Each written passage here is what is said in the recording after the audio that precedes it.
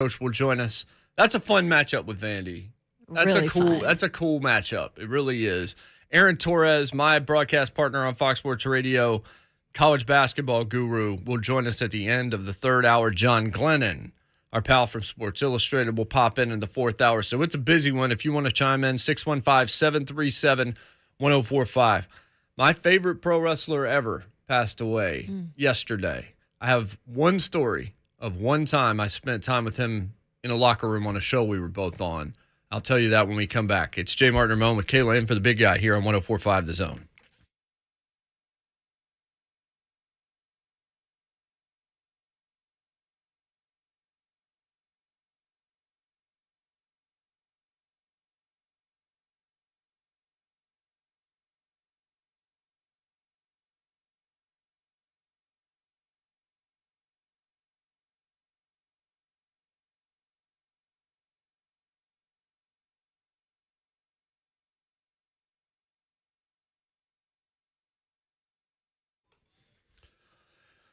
One thing that really makes Genesis Diamond stand out from all the other jewelry stores is the education that you get. Not clerks behind a counter, seasoned pros that know everything there is to know about diamonds. I remember when I went in, I knew nothing except they were expensive.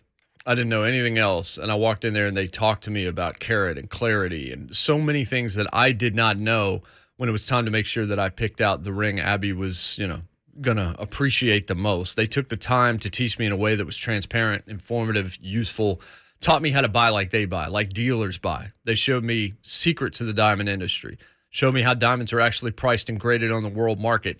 And it was a no-pressure environment. It was a no-expectations kind of atmosphere because it's non-commissioned salespeople. They know people like me don't know much about diamonds, people like you.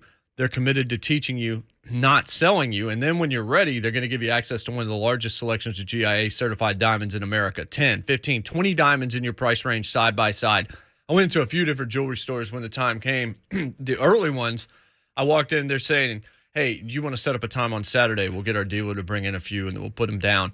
Genesis, I walked in and they had them right there. Didn't even have to tell them in advance. They guaranteed me the best, lowest price anywhere in America.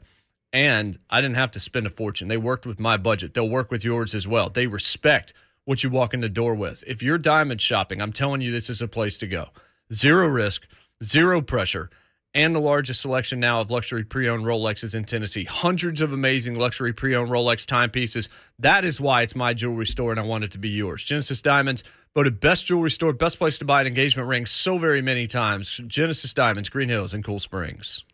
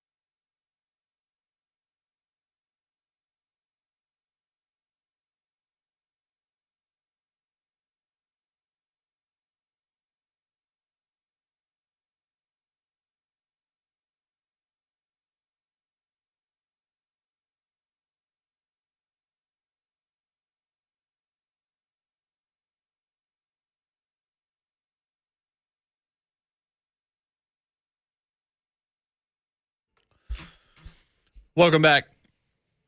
JMart and Ramon, Kayla Anderson, News 2N, Ramon Foster. Out for the next couple of days. He'll be back on Friday.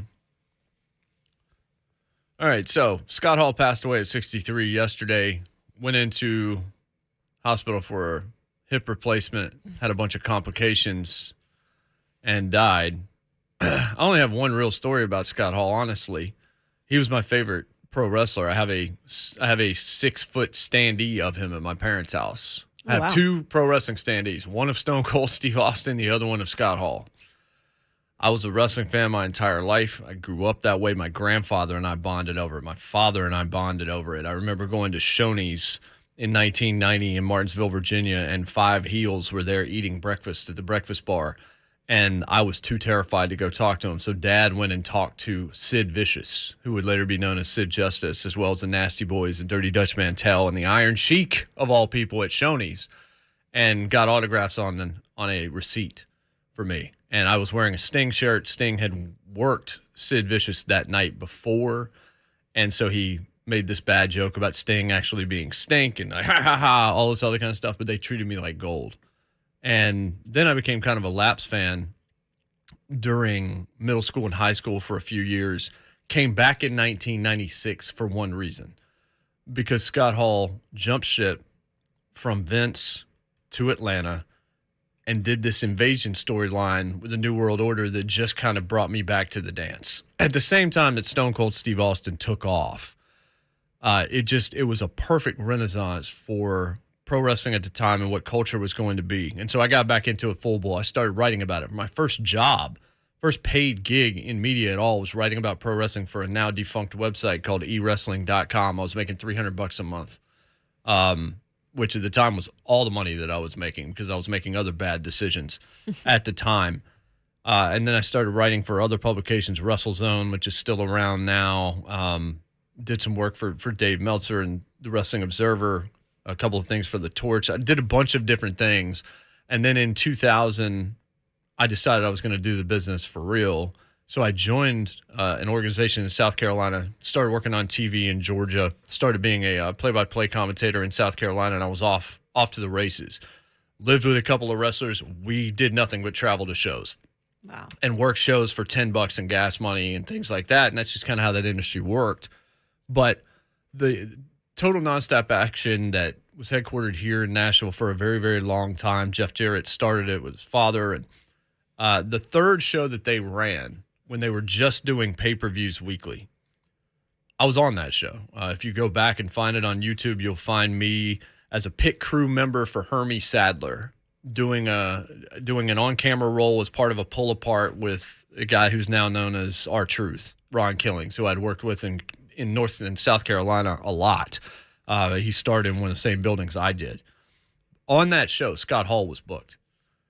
And I haven't really ever been starstruck in my life around people, but I was starstruck that night because that dude meant so much to me as a fan, because I realized I wouldn't be sitting there if it weren't for him specifically making me care enough to get back into the industry.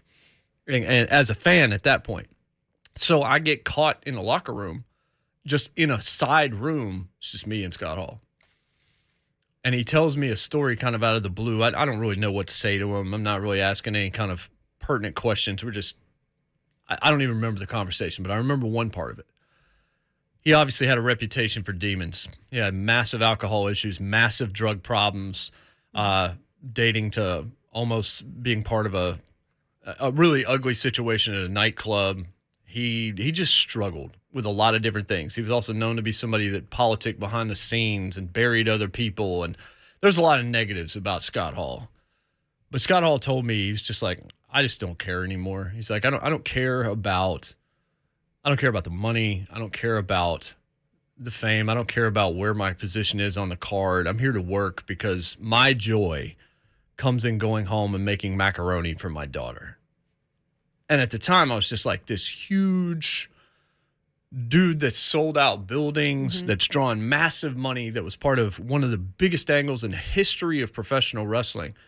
Told me that the only joy that he has in his life now is he's just like, I like making craft for my daughter. That's my joy day in and day out. I will never forget that because it was such a humanizing moment from such a larger-than-life person. A very, very flawed individual. I couldn't call him a hero because of so many of the other things he was going through, but I'm not perfect either. Mm-hmm. And he went through more rehab, and he went through other things, and then he ran into Diamond Dallas Page, who we've had on almost any show I have hosted through the years, and DDP put him up and helped get him off of drugs, and he looked like he came back. He went into the Hall of Fame with WWE twice. He looked like he was in better shape at different times. At one point, he's in a wheelchair, and then the next time you see him, he's actually able to stand. And then for this to get him, whether it's blood clots or whatever it was that happened, he was 63, and it was a hard 63. Yeah. Everybody remembers him as Razor Ramon, but he worked in the AWA long before that when no one knew who he was. He was Gator Hall for Jim Crockett Promotions in the late 80s, which is what I grew up on. I didn't even realize at the time when he came back as a Diamond Stud in 1992 in WCW, that was the same dude that I had watched wrestling alligators in 1989.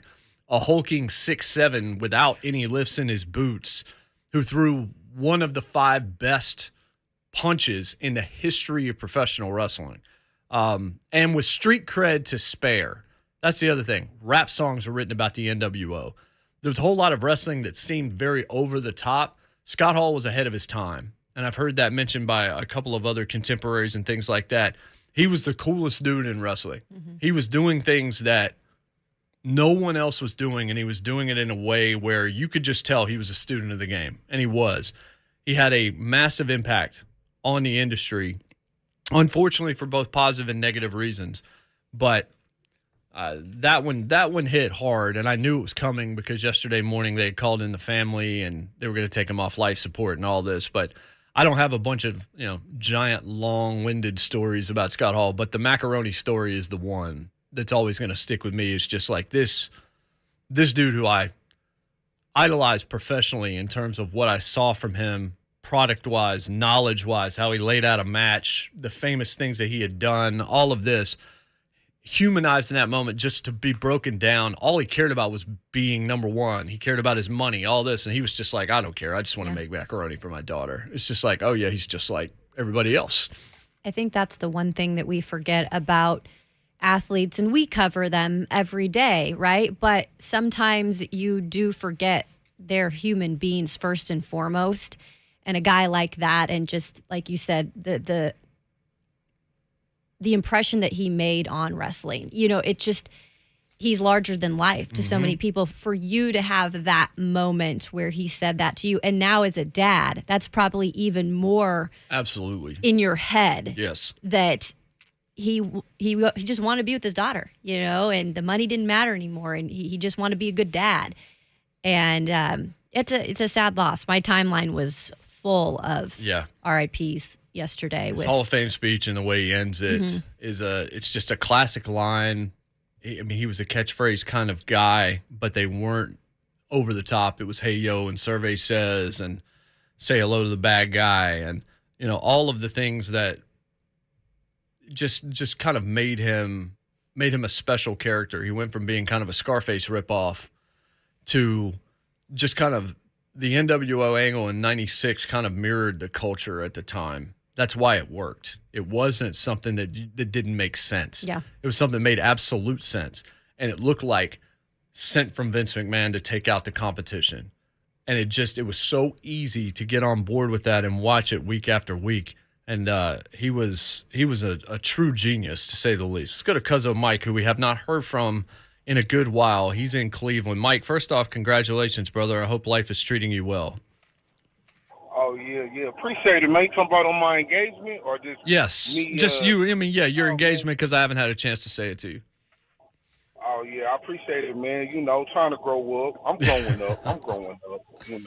What's up, Kayla? How you doing? What's up, Cuzzo Mike? Hey, congratulations. I did not know that. Man, you're about to join the party of married people, huh? Yes, it's time to happen. She's a good woman. I ain't even got no jokes for her. She's a good woman. She deserves it.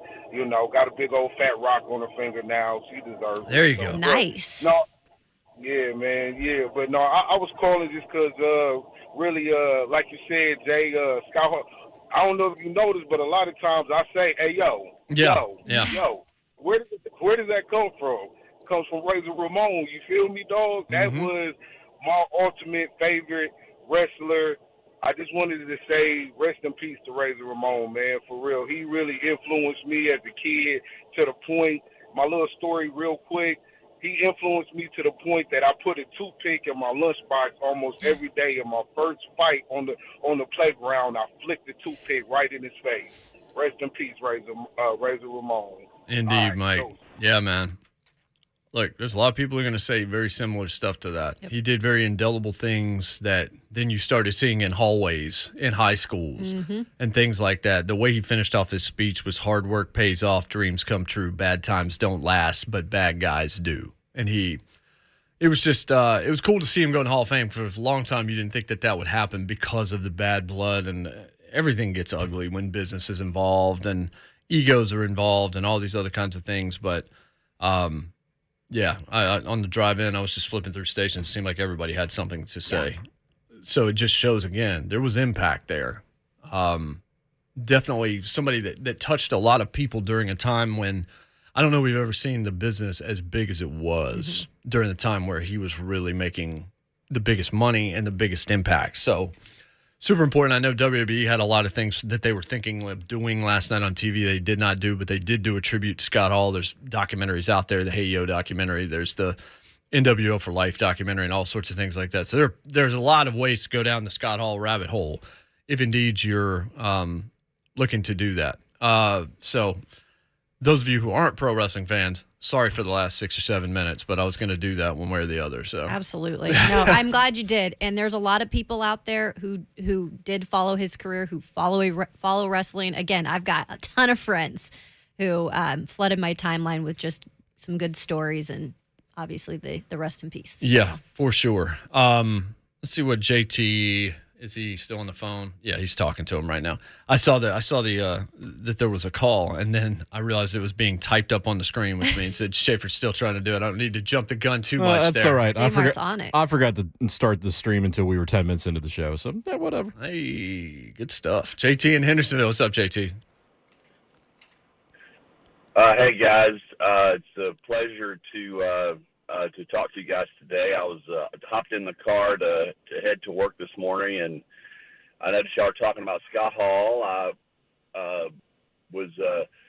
have spent a career in ministry, and just so happened to be serving at a church in Florida back in the late 90s, and our church family had an opportunity to provide some ministry to the Halls, and I know he struggled with some things previously to this, and then once again afterwards. But I know in a moment of clarity, he had made a very significant decision in his life and affected his family, which was very positive. And I'll remember that because as a member of the clergy at that church, he was baptized in our church. And I thought the guy was big until he walked in the baptistry and flooded the back row of the men's choir area, but because of the water overflowing. And it was a powerful time in his life, and our hearts go out to his family today. And I won't mention their names on the air, but our hearts go out to them today in a loss that I know they feel deeply. So I just wanted to offer that this morning. So good stuff, JT. What an amazing we appreciate story. That. Yeah. Yeah, like I said, he had demons, but he also had this other kind of softer side, which is what I experienced when I ran into him that day in that locker room. But also, I had always heard, he had a relationship with the Lord. He walked with the Lord, and just as anybody who experiences that knows, it doesn't all of a sudden make your life perfect. Mm-hmm. It doesn't make you a better person. There are people that are on that walk that aren't as good as people that have never met the guy before, that aren't on that walk. It doesn't cure everything that ails you. You're not pure all of a sudden. You just realize you have something larger than you, and you realize how much you need a savior. And I think that's where it fits so much for Hall. It's just That dude recognized he needed a savior because he couldn't save himself. Exactly. He did have people in his life that I think helped him along the way. Bad influences, but also some really important good influences. And that's a good reminder that who you surround yourself with matters. It absolutely does. And to know that story, like I said, I mean, that was amazing. And just to know that his family, was close to him and his family was with him, during his final minutes. And No doubt. No doubt. Shafe, Scott Hall, impact. Huge. One of the biggest names in that industry. 15 years? You throughout the entire 90s between the WWE and then what he did with the NWO, which completely changed that industry and really took everything over. I mean, it was beyond a wrestling angle. The impact. I was in high school at the time. You're a couple years older than me, but I remember being junior high and then to senior high. It was NWO and those T-shirts were everywhere.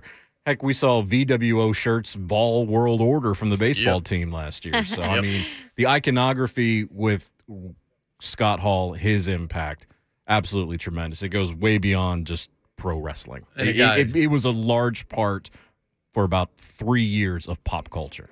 Oh, for sure. For sure. From 96 through 98 in general, but he also revolutionized wrestling with Shawn Michaels at WrestleMania 10 in one of the first ever ladder matches, which has become a staple gimmick match in pro wrestling if they want to actually draw a big-time house and things like that.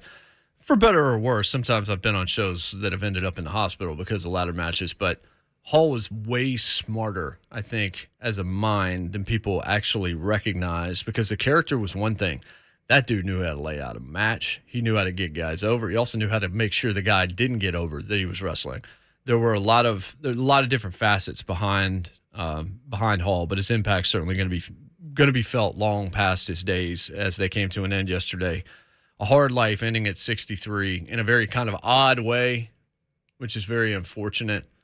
But I'm just convinced he's in a much better place today, truly. And I appreciate the fact that had it not been for getting back into wrestling, I don't end up in media. If I don't end up in media, I don't end up sitting here right now. So I can trace a lot of things back, where I am, who I'm with, what I'm doing, where I'm headed, all this kind of stuff to things 20 years ago that seemed very tertiary at the moment but turned out to be crucial.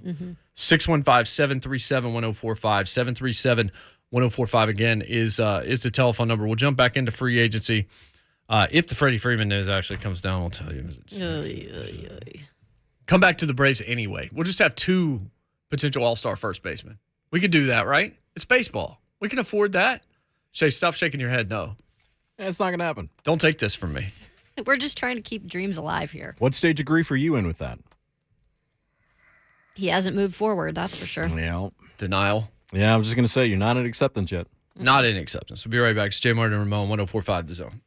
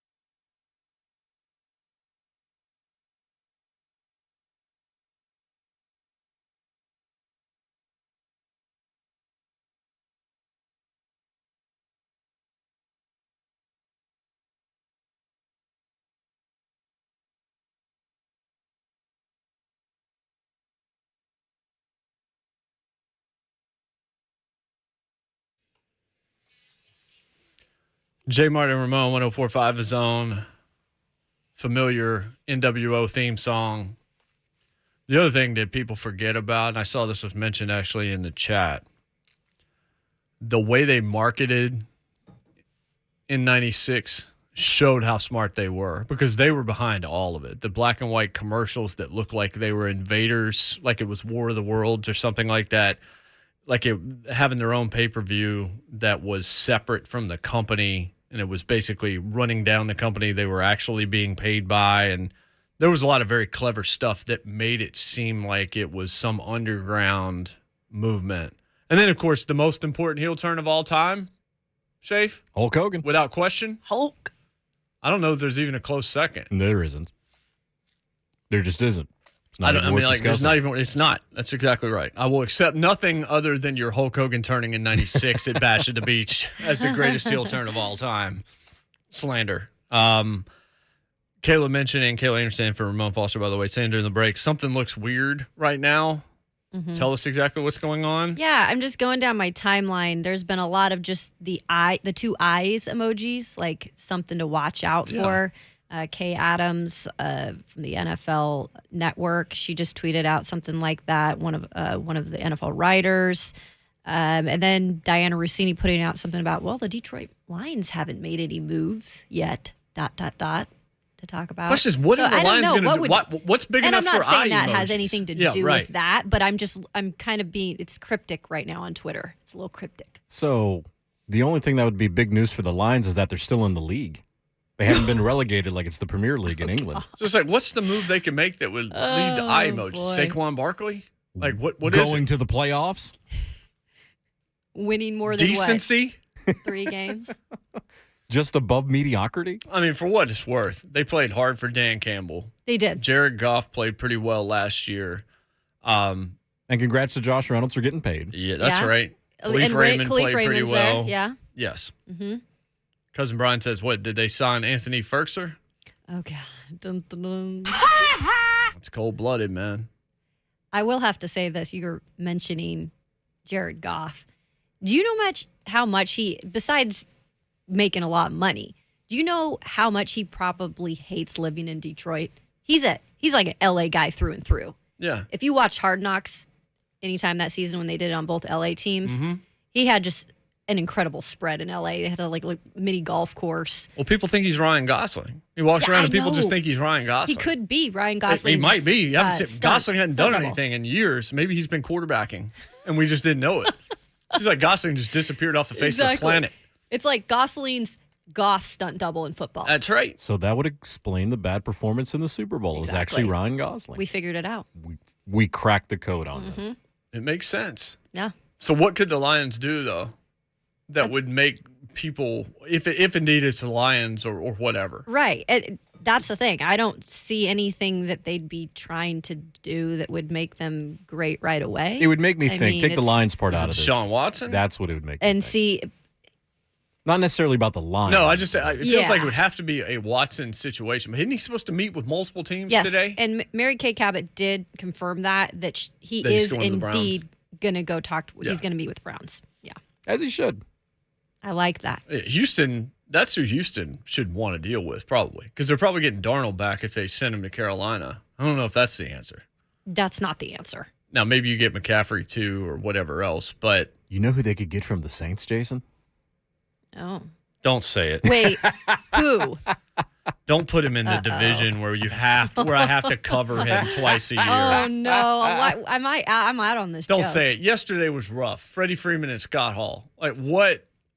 I don't need Taysom Hill in the AFC South. Oh baby, it's your boy. No, it is not.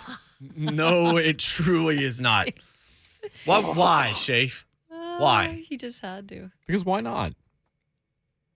He's choosing violence this morning. I was just going to say, have you ever been on this show? Oh, yeah. That's right. He's wearing I hate the it here. JMart and Ramon patented I Hate It Here t-shirt. Yeah. I hate it here. Somehow still got to do 3 hours of this nonsense. 615-737-1045. 737-1045. We'll find out. Maybe the eye emojis are going to lead to something during this show. We never get lucky with news being. It always happens. No. Right I'm not going to say never. A couple of times. Every once in a while. couple Rarely, of times. Rarely is more. We accurate. would get the COVID test positives for the Of course Titans. you would. Yep. That's what we would get. Yep. We get Tom Pelissero telling us another 3 Titans were going to be unavailable for the Bills game. Yep. That's what we would get. Because it would drop at like 4-something a.m. and then you'd have it by the time you got on air. That's exactly right.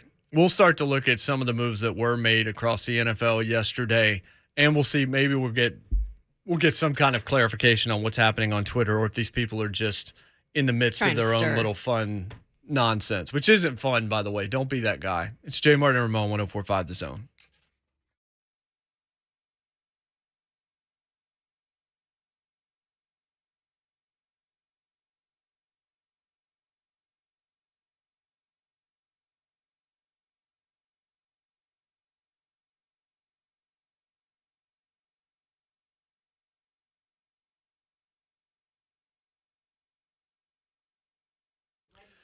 Hey, does your home suffer from constantly clogged plumbing?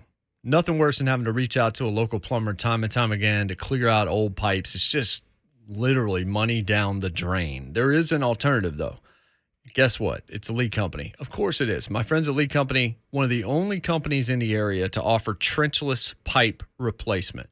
Trenchless pipe replacement, it's yard friendly. It's an innovative way you can replace all your old or broken pipes or gas lines. And unlike all the traditional processes, trenchless pipe replacing far less messy, far less time consuming. It just reduces stress. It takes the headaches out. It takes the hassles out. It takes the homeowners out. It can help you get all the necessary work done faster and for less money. Might be something you haven't heard out before. So you need to call Lee Company, visit them online, and ask them about trenchless piping and what it can mean for your home. Contact Lee Company today, 615-567-1000. That's 567-1000, or visit leecompany.com.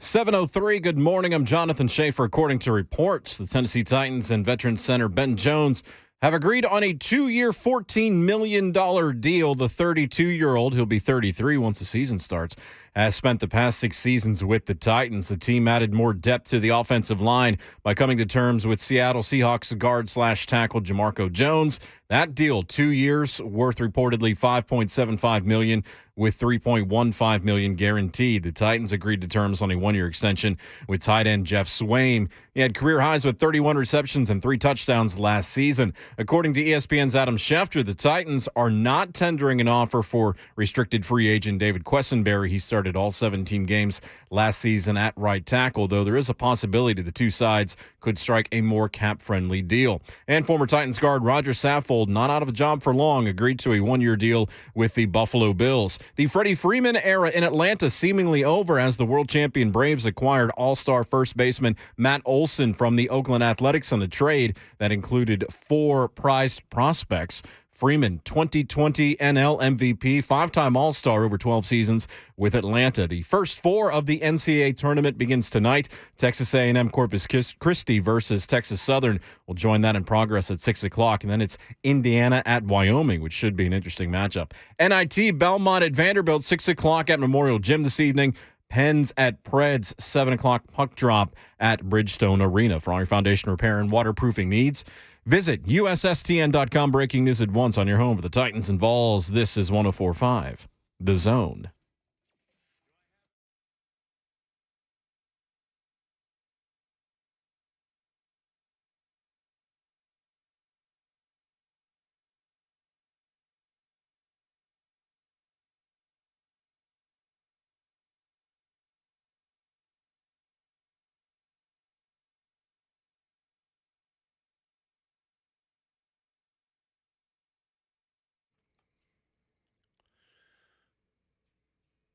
Man, the Jags are just spending money left and right.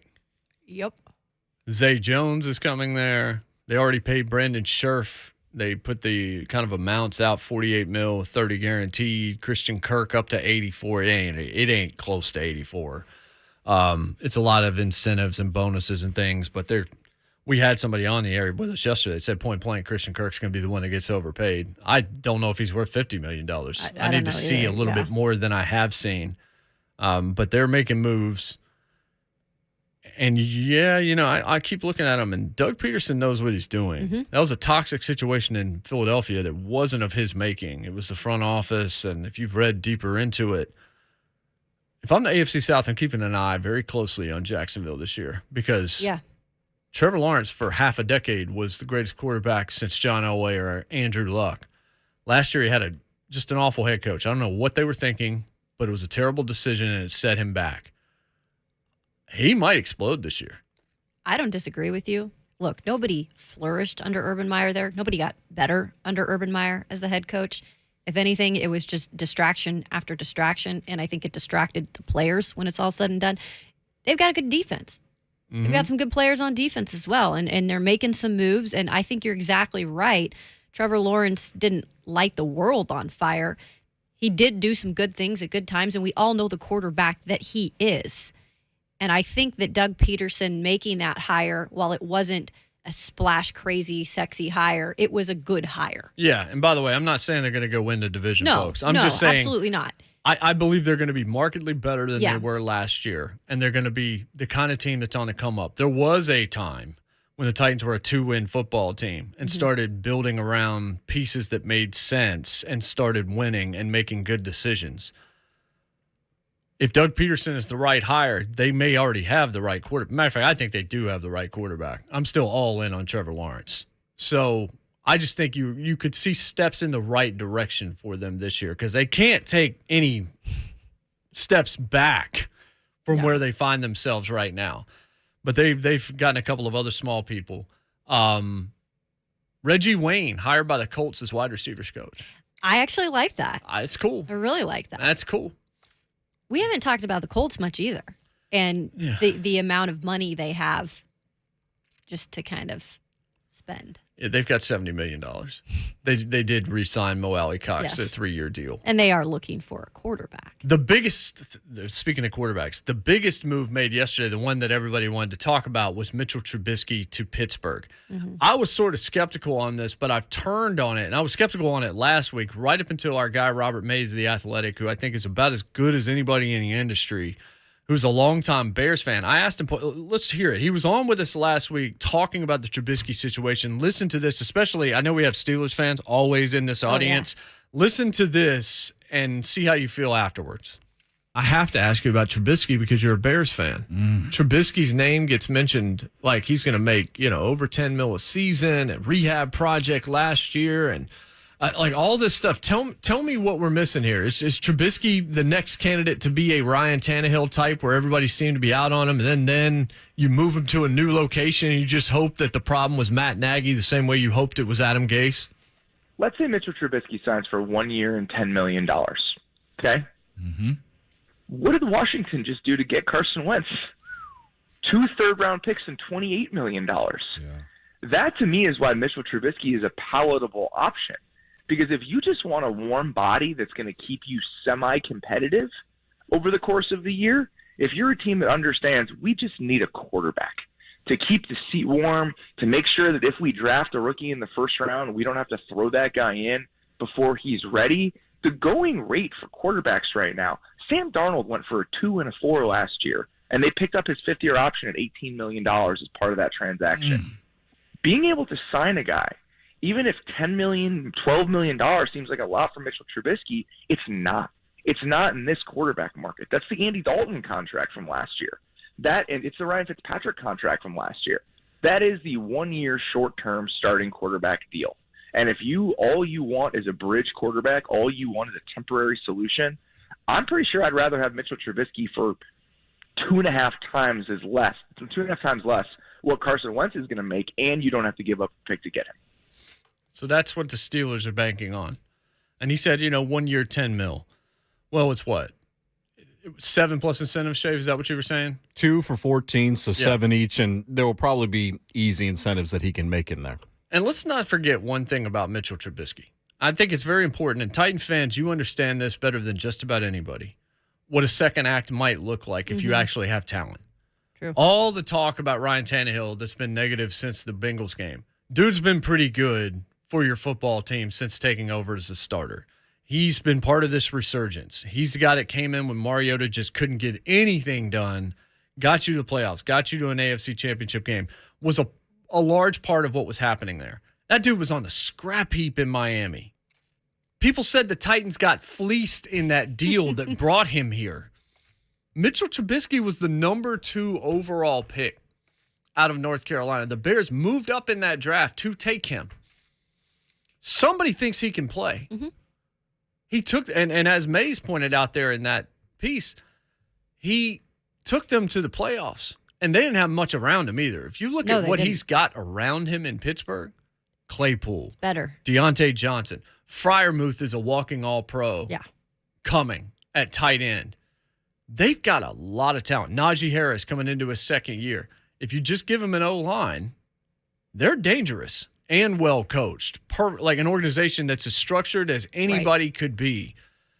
Tell me, if you're a Pittsburgh fan, if you get a Ryan Tannehill type kind of renaissance or resurgence out of Trubisky in his 2nd stop, that you wouldn't take that for a few years as opposed to what else might be out there for you if you're the Pittsburgh Steelers. Well, and if it doesn't work, they can go on and draft a quarterback. But the more I think about this, the more I like it as well, because you brought up the Ryan Tannehill comparison, maybe a second chance somewhere else where it looks like it could be a better fit. I just trust Mike Tomlin and the decisions that he makes. And just when you get to a Mike Tomlin team, I think you get better. That's just how much I like that guy as a head coach and the stability that Pittsburgh has. I just think you're surrounding Mitch Trubisky with much more talent. You're putting him in a better position. Now it's up to him to take advantage of that. But I like it. I like it better. I like it considering the options that were considering the options. Steelers weren't a good look. Ben screwed them by playing an extra year. Yeah, he did. If Ben had gone to the house last year, there were guys they could go get that were going to be better for them than the options that were there right now. They didn't pay Mitchell Trubisky much at all. 2-year, 14.25. Mays was talking about a 1-year, $10 million deal. So they did even better with that. Yeah, there are incentives, but you got no problem paying his incentives if he earns them. Right. If he goes out there and balls out. I just think you could have done a lot worse here. You didn't go desperate like the Washington Commanders did and do what they did for Carson Wentz. Right. You're not stuck out there going with Marcus Mariota, who's going to be hurt Yep. by week 4. I hate to say it, but we all know that that's the case.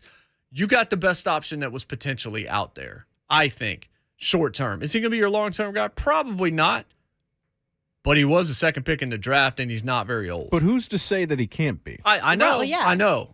It's a little too early. You look at the quarterback room for them. You have 2 former first-rounders there, and Haskins hasn't done anything so far. No. You have Mason Rudolph, who's capable. I don't know why people hate him as much as they do. It doesn't make sense to me. He's fine. His ceiling is Ryan Fitzpatrick, which isn't the worst ceiling in the world. So even if you whiff on all 3 this season, you've lost nothing.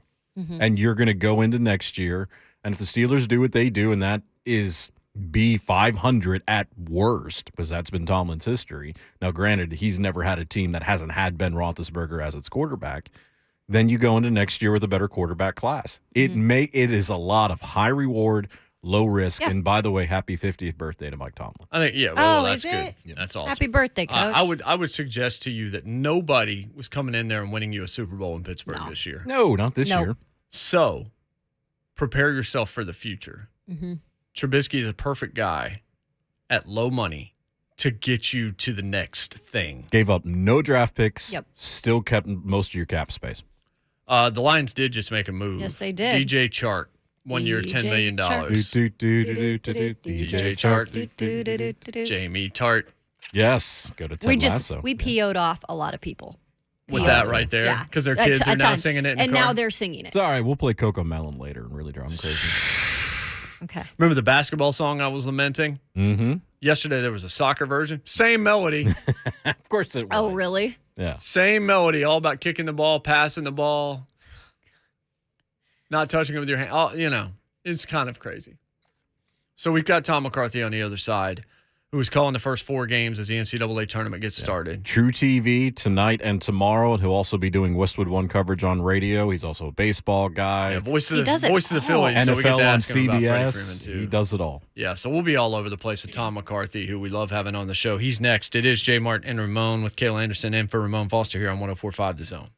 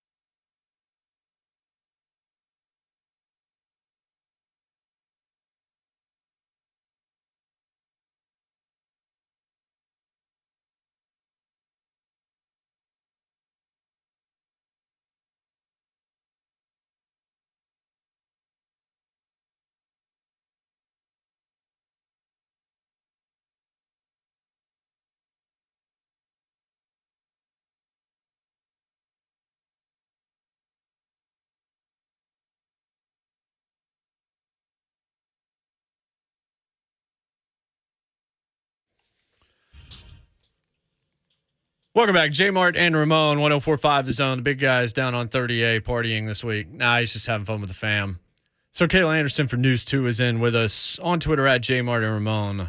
Guests appear via the Mark Spain Real Estate Hotline, including this busy man. Tom McCarthy is going to be on the call for all of the first 4 games of the NCAA tournament. Good morning, Tom. Good morning. How are you guys?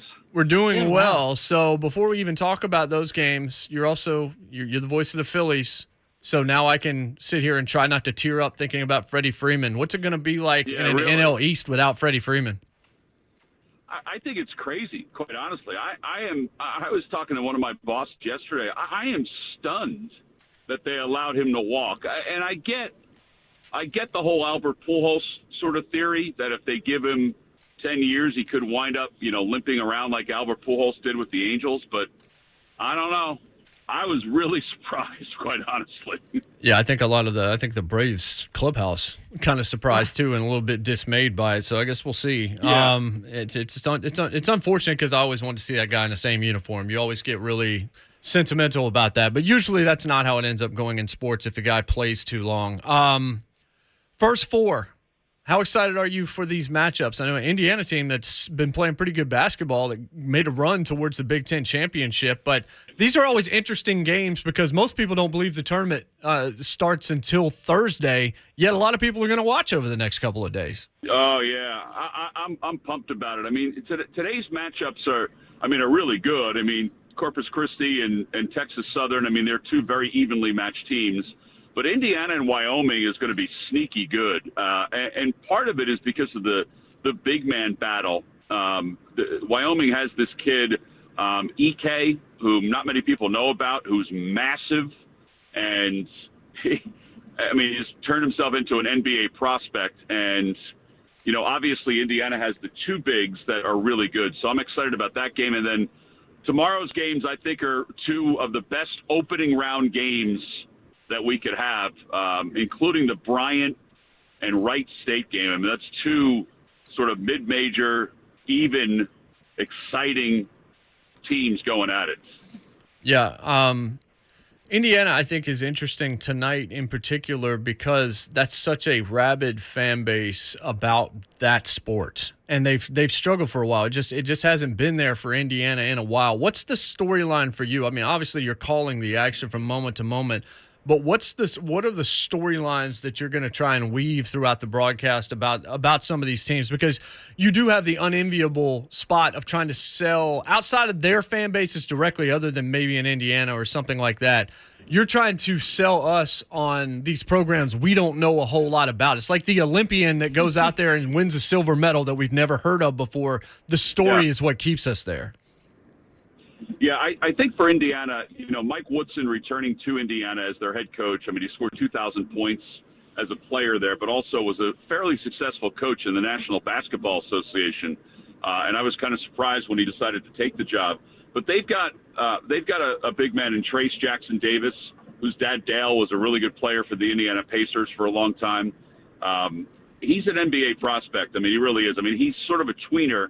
At 6'9", he's got to shoot a little bit more from the outside, but he's got a chance to be really good on the next level. Maybe not the same case as his dad, but somewhat like that. But they also have this point guard by the name of Xavier Johnson, who's a transfer from Pitt, and he's starting to light it up. He's got 18 points per game in his last 8, so they're going to be tough to deal with. And you're right. They are sort of a blue blood that's been somewhat forgotten. They would have been in the tournament in 2020, but it's been a long time since they've made it to the NCAA tournament, and that's kind of a surprise for them. How open do you think this tournament is as a whole, Tom? It's a popular thing to say every year, but it does feel like going in that we're in a maybe double-digit teams that could potentially win this thing because everybody is beatable and everybody can beat virtually everybody else. I think it's a wide open tournament. I agree with that. There's the one team that I'm still going to dive into a little bit more is Arizona because I didn't see them enough. But everybody I've talked to the last couple of days thinks that they're freshmen. If they can not be freshmen, they're going to be a really good team in this tournament. But I think that a 4 seed could win this tournament without even blinking. I think Tennessee is a 3 seed could win this tournament without even blinking. I think it's wide open. I think it's as wide open as it's ever been because of the transfer portal and because guys are in their 6th year and are 24 years old playing college basketball. Yeah. Tom, I'm a Spokane, Washington native, grew up with Gonzaga basketball, have seen it. And they could win it, too. Yeah, turn it into what it is today with Mark Few and just staying there and building what he's built there in Spokane, Washington. A lot of people didn't know about it before. Every single year, it seems like we're saying the Zags are in the mix. And every single year, it seems like they're coming up short. They're in the mix again this year, and they could run into Arizona and former Few assistant Tommy Lloyd. What would it be like to see a matchup like that? I think it'd be a great matchup, partly because of the big men. I mean, Holmgren and the freshmen that Arizona have is pretty good. I mean, Timmy obviously against them as well is pretty good. I think you could see that matchup. I mean, the Zags have a tough one because they've got to get through. I think it's Duke in order to get there, and that's difficult. But I love Mark Few's team. I mean, he's amazing with what he's done there. I love the moose pictures that he sends me from time to time of the moose walking around his backyard. Yeah, I mean, they're a fun team. I mean, they really are. I did them earlier this year against Texas Tech, and Texas Tech is a really good team, really good defensive team, and they blew them out. I know that people are talking about the St. Mary's loss, like that shows that they're a little bit vulnerable. I don't see it. I mean, I think St. Mary's is a really good team, but then they came back and beat them by 20. So, yeah, I think that they have a chance. I have them going to the Final Four, so I'm excited about what they can do. I love watching Drew Timme play. Oh, yeah. Yeah. You got to love Timme. Real quick about Tennessee here, keeping it close to Nashville. And Rick Barnes, just every single year, he really seems to put together a great regular season. They've stepped it into another gear, winning the SEC tournament for the first time in 43 years. And it seems like they've got some steam headed into this. Rick Barnes has not been known for having a ton of success in the big dance. What do you see out of this team that could maybe take them further? Yeah, I think that his defense could take them further this year, honestly. And I think what you said, too, we were talking yesterday with Avery Johnson, who's my partner, and Steve Lavin, who's my partner, and John Rothstein, who's a basketball savant. Yeah. We were just talking about the fact that they're hot. And when you're hot at this point, you cannot discount that sort of run. That's kind of like, even though Indiana lost in the Big Ten, they're still playing more of Mike Woodson's style of basketball. So that helps when they're feeling confident and kind of frisky when it comes to, the NCAA tournament, because they're playing with house money in a lot of ways. Yeah. Good stuff, Tom. We know you got to run. We appreciate it. It's always good to catch up with you. Meetings, guys. There's meetings everywhere. I know. Say hi to Didi for me, Gregorius. It's my guy. I will. He has to have a big year this year. I agree. If he doesn't, I agree. in trouble. Yep. Enjoy it, Tom. We'll be listening. That's Tom McCarthy, CBS Sports, voice of the Phillies. He said what needed to be said, which is, I can't believe that Freddie Freeman's about to not be an Atlanta Brave. Yeah, that's coming from a guy who sees him a lot. Yeah. Like what Tom said there, for obvious reasons, saying Tennessee can win the national title. Yeah. Because it is Seriously. wide open. Joe Lenardi has him in the Final Four. Yeah. Yep. Joe Lenardi admitted that yesterday. He goes, I got Tennessee in the Final Four. After what he said about the seeds, I love it. You're right. I love it. Well, but bracketology is different than it is. than analyzing college basketball itself. just like Jeff Swaim was catching that slander earlier this No morning. real, yeah. Joey having fun with that. Joey Brackets projected what they would do, and he was right. That doesn't mean that Joey even necessarily agreed with it. But his job is to project what the committee's going to do. The committee gacked it up. But the other part I want to add to that is it's a pretty good draw. It is. Yeah, it is. Can't really it's complain. actually a better draw than Duke's. It's a better draw. Yes. I'm a little concerned if they do get to the Elite Eight against Villanova, that's going to be, if we can get that far. But just one game at a time. But I love Brian that. says, how would you feel if Freddie ended up in pinstripes, JMart? Better than if he ended up a Dodger. I agree. I've come to that place where I can't take the Dodgers. We're on the same page. I was just going to ask, why is that better? One, he's not in the same. He's not in the NL anymore. That I understand. Second, I like New York better than I like LA. Yep. Yankees have there's something about the Dodgers. The Dodgers are like the Yankees in the 90s when they bought everybody. Boom. There's something about the open pocketbook with the Dodgers that's just unseemly for me. It's annoying. It's gotten to the point where it's just straight up annoying. Every year you just know they're going to make some big move because they can, because they're going to pay him. Yeah. And Olsen's coming off a good year. He's going to be a solid player. He's younger. There's things to like about him. It's just you gave up a lot of assets to get that guy instead of just paying Freddie, keeping the fans happy, keeping this locker room leader at home and all. That locker room. At least we got a gonna World shed some Series tears. first. Yeah. No, that's true. I mean, if he leaves now, he was there a decade. He won an MVP, and then he got you a World Series. But that does make it harder in a way. I know. So I know. I'm just trying to. I'm going through these situations where I'm bargaining now. It's like, hey, he did win a World Series first. Titans re-signed Ben Jones, 2-year, $14 million. Ben Jones is a very good player. yeah. Ben Jones is hurt a lot. That's the only issue. How many times is he going to be on a knee, leading to a short commercial break during the season? Yeah, and here's what I will say about that. I've heard countless times Ben Jones is the heart and soul of that team. For sure. I hear that all the time. He's a great dude too, but you're right. He has dealt with injuries. But on the same note, he always comes back in the game. So That's true too. to know that maybe it's not to that point yet of his career where he's going to be missing games. Now, if that happens starting this year and you start missing games, then that's a concern. But right now, the fact that he always comes back and he's doing his job day in and day out. And I think that one time he was out for a couple snaps. I can't remember what happened, but like it went over Tannehill's. To have him as an anchor there, I feel like is important, at least this year. Yeah.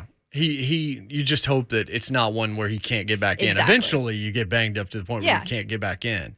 Him missing a few plays but coming back, he was very helpful to the team last year. If he's still got that in him for 2 more years, then you got to do this. So Aaron Rodgers, according to Rappaport and Pelissero now, new contract official, signed, new extension for him. So now we'll probably find out the money here shortly. Still don't think that's the eye emoji that you're getting. No, I still think there's something else out here. I still do too. And by the way, Red Sox have now joined the Freddie Freeman sweepstakes. Sorry. I still think the Dodgers are worse. Me too. Still think the Dodgers are worse. I feel like eye emoji has to be Deshaun Watson. You said maybe Carolina. Yeah, you think because he's already if met. I had to predict it today, like right now, he's headed to the Panthers. He met with the Saints. He met with the Saints and Panthers. Panthers have been working on this deal, according to Colin Cowherd, for a year, talking to people inside that building. I don't know if you've been working on something for a year. Seems to me you probably have a competitive offer. Well, yeah. If I you've been planning it out. I see this. I didn't know this, but apparently Indy wanted to talk to Deshaun Watson. Houston was said like, no. nah. You got to shoot your shot. Yeah, though. you do have to. We shoot. had a caller yesterday that talked about that, didn't we? Yeah. I asked you this question. I still don't know the answer to this. What happens to dead cap if somebody retires? We should have asked. Because what if, we're going to pay you 4 years, $200 million. You're Aaron Rodgers. Yeah. But Aaron's like, I'm only going to play 2 years, guys. We'll spread this out. Remember, it's supposed to be short-term, better for the cap to help out the team. Mm-hmm. Well, maybe there's never a long-term that has to be paid out off the dead cap. Like, what if he's planning and he's told him, I'm playing 2 more years, but let's do a 4-year deal because it'll help you do this and do this and do this. And the whole thing is just creative accounting when everybody in the building has agreed, we're moving on in 2 years. Right. Which you could. I don't know because I don't know what happens to dead cap in the case of retirement. I don't know how much money would then be paid out and what that would cost them on the cap. Nothing about Aaron Rodgers tells me he wants to play 4 more years. I don't think that's happening. He was considering retirement. Right. He was seriously considering retirement this year. Right. I don't think he's going more than 2 years. That's what I've thought that from the beginning. I think 2 years and out, they're going to try and run a Super Bowl out of this thing. One more. I don't know how much he even cares about that at this point, but I don't think we're seeing him in 4 years. I don't think this is Tom Brady. I think he's got other plans. Yep. I don't know what they are, but He's a businessman. I will say that. He's got some businesses. It's possible the Packers know what they're doing here, and that Rodgers knows what he's doing for the Packers organization in the process. While everybody's thumbing their nose and saying he should take less money, maybe he has taken less money. You just don't realize it because it's being spread out because they're just not saying the quiet part out loud. They can do that. They absolutely can. Speaking of do it, the Chargers are going for it. And the Chargers understand what we all need to understand about this league, which is we have moved to a place where the goal is to get a quarterback on a rookie contract that's a stud that you can spend money to surround. That's what Cincinnati did. They drafted well, certainly, but they also spent money on defense because they could, because they didn't have to pay their quarterback $50 million. The Chargers, they know what they've got with Justin Herbert. Dude's a stud. So they're going to surround him before they have to pay him. Well, yeah. So they pay J.C. Jackson $82.5 over $5 million or over 5 years. He's one of the best in the league. They trade for Khalil Mack. He's still a stud. He was in purgatory for a little while, but that dude can still play. You add Mack to Bosa to Derwin James, and you bring in J.C. Jackson. You tender Mike Williams. You're bringing him back on a contract. You've got everything that you need. The AFC West, I'm excited we got Russ. I also think we might be the third best team in that division. And it could still be a team that looks like they could win the Super Bowl. That's how deep that division is. The poor Raiders had a great season last year despite everything that happened with Gruden, and Carr is a good football player. Waller's an outstanding tight end. Max Crosby, they just paid him because of course you did. Aren't they working out a deal with Tyrann Mathieu? Yeah, they might be. And they still look like they have no shot in the AFC West. Yeah. That's how tough that division is. And by the way, this year you, of course, play other divisions. The AFC West plays the NFC West this year. What do you want, man? I don't even know what to say. All the AFC West games, I saw Lindsey Jones, the Athletic, suggest this on a podcast. All the AFC West games should just be into prime time immediately. Make it happen. Russ and Herbert and Mahomes, Carr and Mahomes. That's what people want to see, too. They want to see the quarterback. Exactly right. You know Dallas will be all over it and all this kind of stuff. But the AFC West, tell me those quarterbacks shouldn't be in prime time virtually every week. They absolutely should. And there's always that storyline once a quarterback goes to a new place like Russ is, going to the Broncos. People are talking about it. Yeah. They want to see what he's doing in the orange and blue now. And Justin Herbert, man, he has just blossomed. He's so fun to watch. He's way better than people thought he was going to be, even though one year he was going to be the number one pick, and then he was, I don't know about this guy. He didn't read. And I talked to Geoff Schwartz, said like, no, Oregon doesn't know what they're doing with him. And that's... Wait until they get him somewhere else. Boom. And that's exactly what happened. And Geoff obviously knows because he's an Oregon guy. And when I would watch Justin, I felt the same way. Like, I knew he had those skills that could be utilized. It just didn't happen at Oregon. So you were a little bit unsure. But, man, the minute that he stepped onto that NFL stage, you just knew, like, this guy was only going to keep getting better. So we'll keep up with all the information that is going on. Aaron Rodgers' new contract extension, official and signed. I don't know if that was last night or this morning, but it's being reported right now by Rappaport and Pelissero. There seems to be a lot of other things that are out there. Moves are being made seemingly every 5 minutes. So we hopefully are going to have some kind of information or fun news coming out of the league this morning that we don't know of yet. Will it be Deshaun Watson? I don't think that gets through the week before it is done. The question is, does it get done today? We will continue down that line of inquiry. 615-737-1045, the telephone number, JMart and Ramon, 1045 The Zone.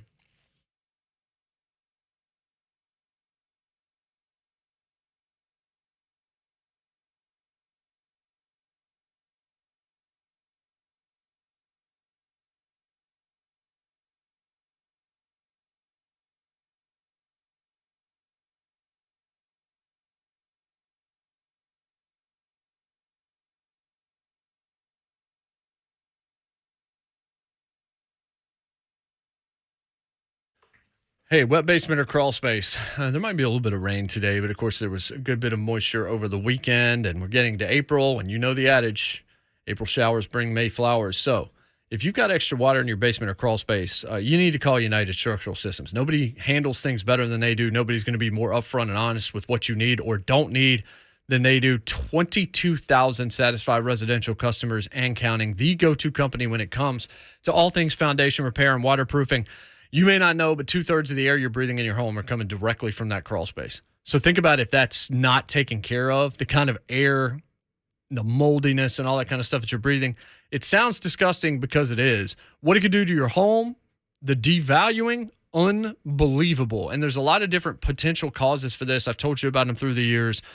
Underwater pressure forcing water into your basement, a plumbing leak, poor drainage, surface water flooding over your walls, a lot of causes. So you got to have somebody that can diagnose it properly, tell you what's going on, and not overcharge you in the process. So free estimate.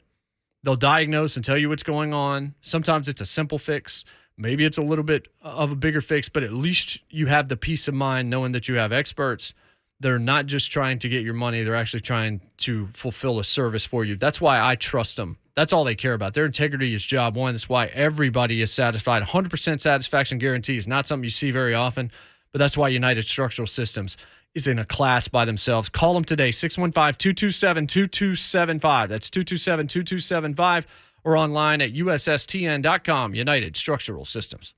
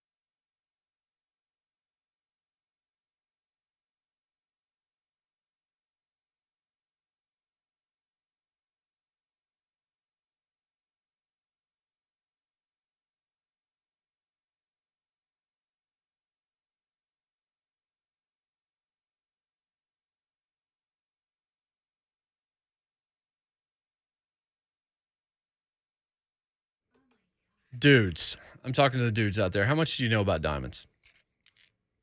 Yeah, that's probably the answer. You probably didn't answer because you know nothing. I didn't know anything. I may have forgotten what I learned a couple of years ago, but if I walk back into Genesis Diamonds, I know they're going to teach me all over again. I bought an engagement ring that the look on my wife's face, I would have paid 4 times what I ended up paying just to make sure that she was happy with it. And that's why I'll never go anywhere other than Genesis. Every time we need jewelry, that's where we go. Biggest reason, non-commission, which means I know they're just going to tell me what's actually going on. They want me to feel valued, and they want me to come back, and they want me to come on the radio and tell you about my experiences so that you know that they're as trustworthy as anybody in the industry. I didn't know anything about diamonds, so they taught me. They didn't sell me. And then they gave me access to one of the largest selections of GIA certified diamonds in America. I didn't have to place a call to them on Tuesday to get something in there on Saturday to go see. 10, 15, 20 diamonds in your price range side by side. You can make an intelligent decision. Genesis guarantees you the best, the lowest price, not just here, but anywhere in America. And you don't have to spend a fortune. They will work with your budget. They will respect your budget. Totally transparent, fully informative, 100% useful. They'll teach you to buy like they buy, like dealers buy, show you the inside secrets. I'm telling you, if you're diamond shopping, this is a place to go. Zero risk, zero pressure. And now with the largest selection of luxury pre-owned Rolexes in Tennessee, hundreds of amazing luxury pre-owned Rolex timepieces. Genesis Diamonds is voted best jewelry store and best place to buy an engagement ring so very many times. And there's a reason why. Walk in the door, you'll find out. Genesis Diamonds, Green Hills, and Cool Springs.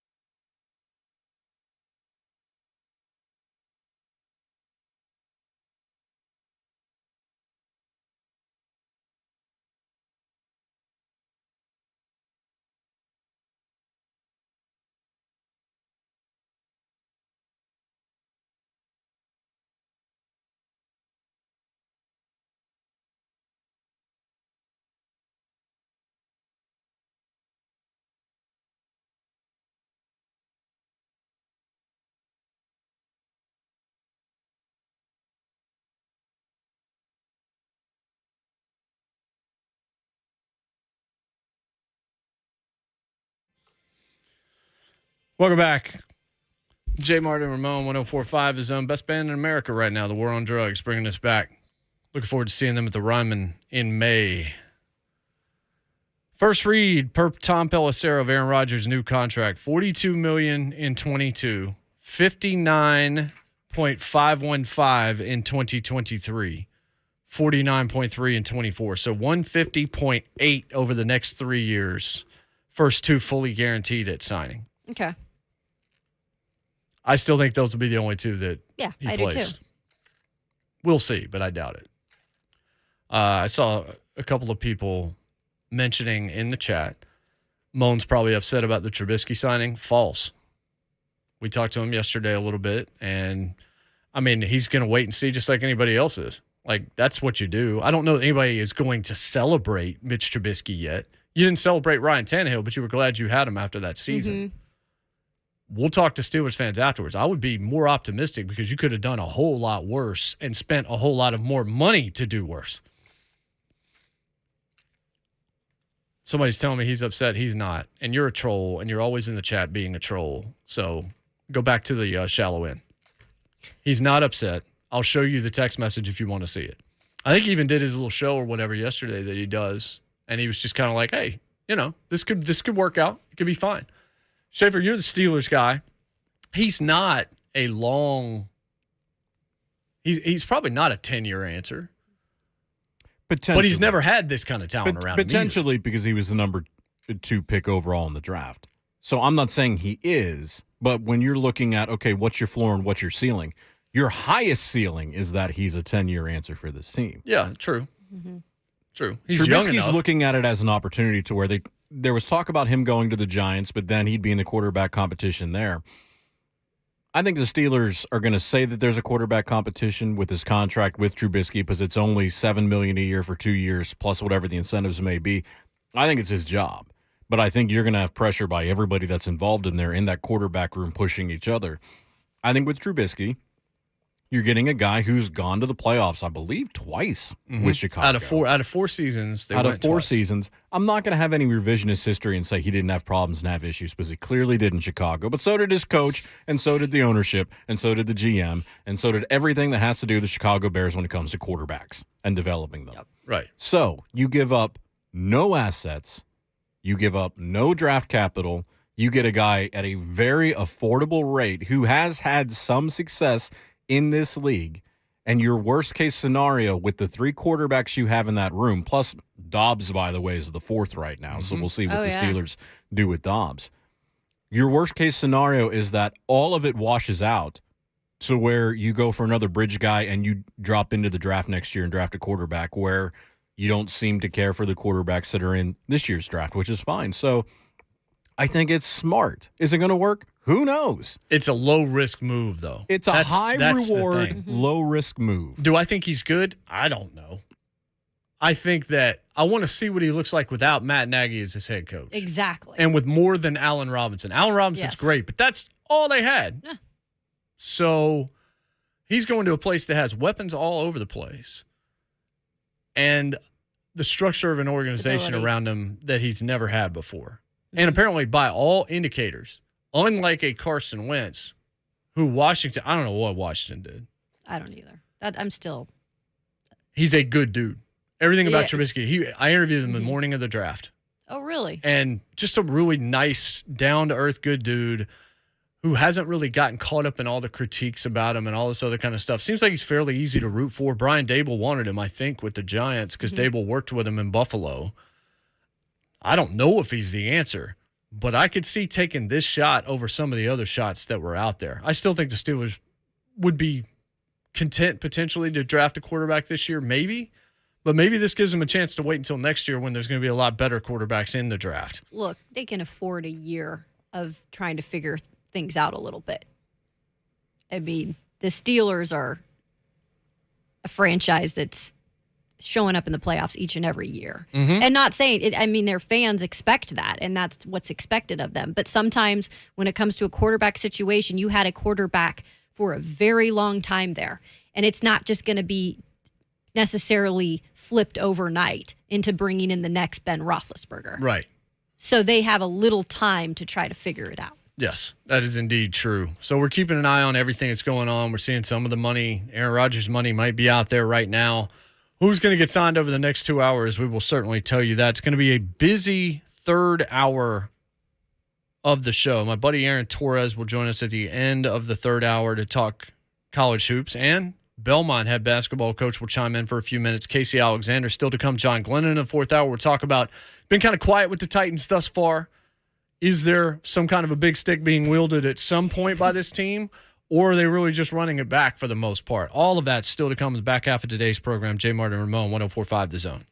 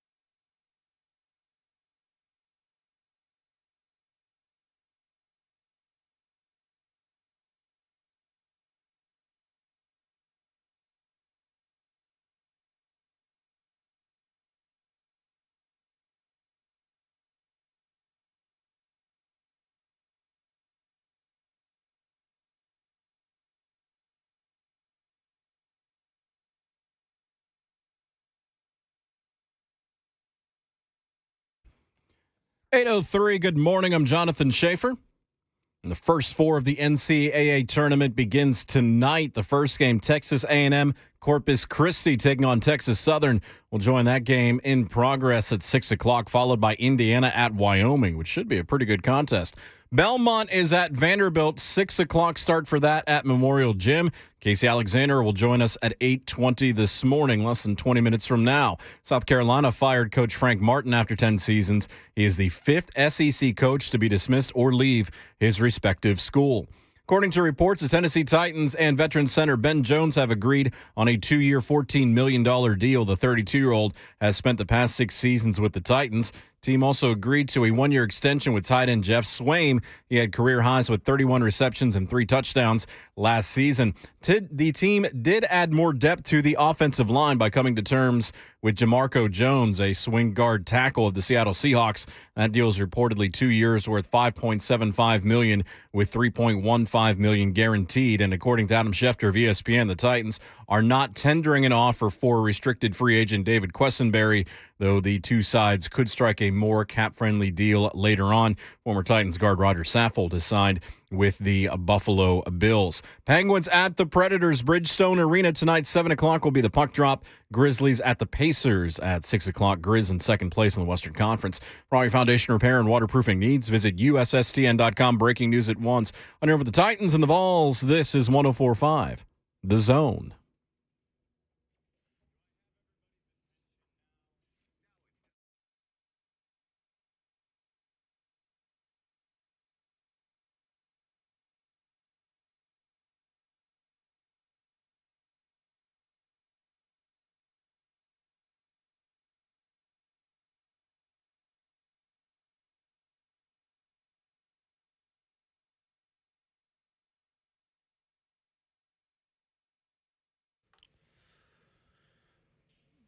What's happening? Hour number 3, JMart and Ramon. Just saw this. Because of what the Packers have done with Zadarius Smith and the Rodgers contract and everything, they've cleared $45 million in cap space over the last day. There you go. I don't know what that means, but they got to pay Devontae Adams, who says he's not going to play on a franchise tag, so that's got to be part of it, I would imagine. I would think that's going to have to happen. And you would think that maybe they're going to make some other moves to create more money. Yeah. What are the Titans going to do? So far, not a whole heck of a lot. Ben Jones is back. Rodgers gone. Quessenberry's gone. Rodgers signed with the Bills, who are still trying to get better somehow, even though they don't have a whole lot of holes that they need to fill right now. They could stand for a little bit of a better running back, but that's not really their attack. The receiving situation, Beasley left. They'll be okay. They'll be able to replace that. They still got Diggs, and they still got maybe the best quarterback in the league.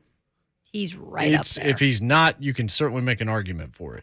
And somehow he still feels like he's getting better, and I don't know what that means.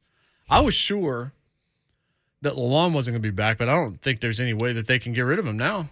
Yeah, I always was on the side of I didn't think he was leaving, and just for the fact that that's a way tougher position to find somebody, and I know that that's money, but I just felt like they were going to, if anybody on the line they were going to keep, it would probably be Taylor. And now it's Taylor and Ben. I felt like they were kind of over Taylor and they were going to move on from him. But to your point, and looking at Bill Barnwell's piece at ESPN last week, one of the thinnest free agent positions is tackle.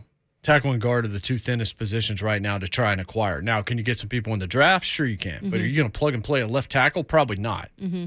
You putting Aaron Brewer at left tackle? I don't feel like that's a smart play. Radens is a guard, even if they try to continue to make him a tackle.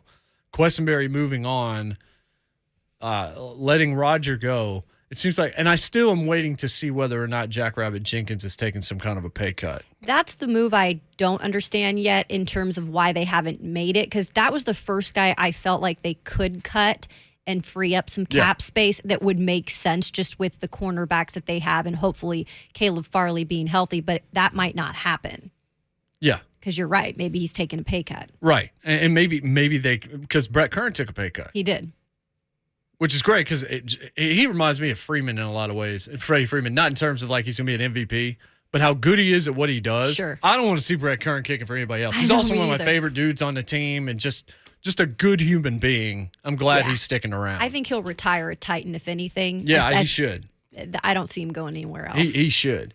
Jackrabbit, there's something's got to be done because I can't imagine they're going to pay what they would have paid this year for him.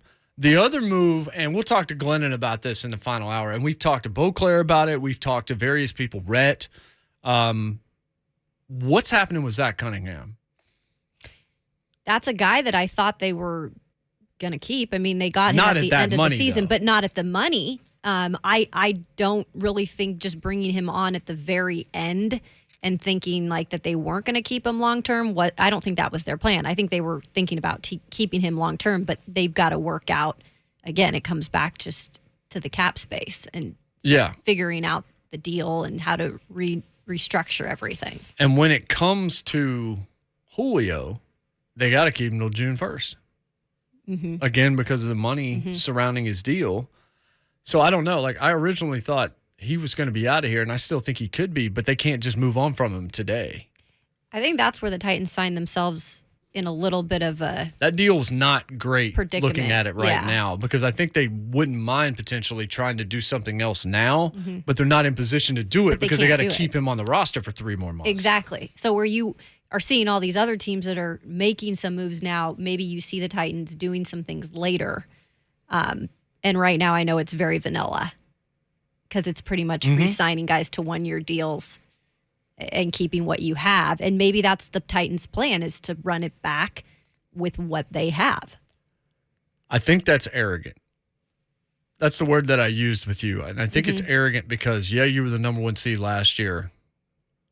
To think that you're going to do that again when you're looking at the arms race and the stockpiling around you in this conference, I just don't see it. It certainly is possible because I believe in Vrabel. I believe in some of the players on the team. I need to see what Derek looks like. I need to see A.J. Brown be healthy for an entire season. Hopefully that's actually going to happen. I need to make sure Ryan Tannehill's regression stops at can't win in the playoffs, but can still get you there. But if you look at the rest of the conference, I mean, the AFC West could easily get 3 teams in the playoffs, except that they're going to beat each other up. So maybe you still only get 2. You're probably going to get 2 out of the North. Yeah. I mean, Baltimore should be better this year than they were last year. They can stay healthy. They're another certain concern for that. In the East, Mac Jones is going into year 2, and it was a pretty good year 1.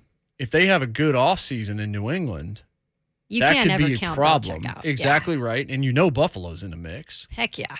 The South feels like a one-bid league. It feels like you better win that division. Maybe not. Maybe not. Maybe the Colts and the Titans can get in, whichever one wins the division.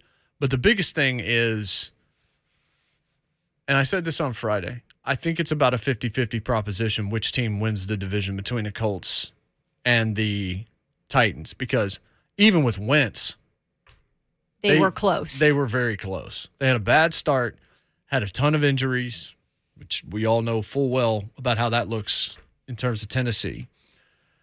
They're not going to do worse, really, than Wentz. Like, whoever they bring in is going to be a better locker room guy.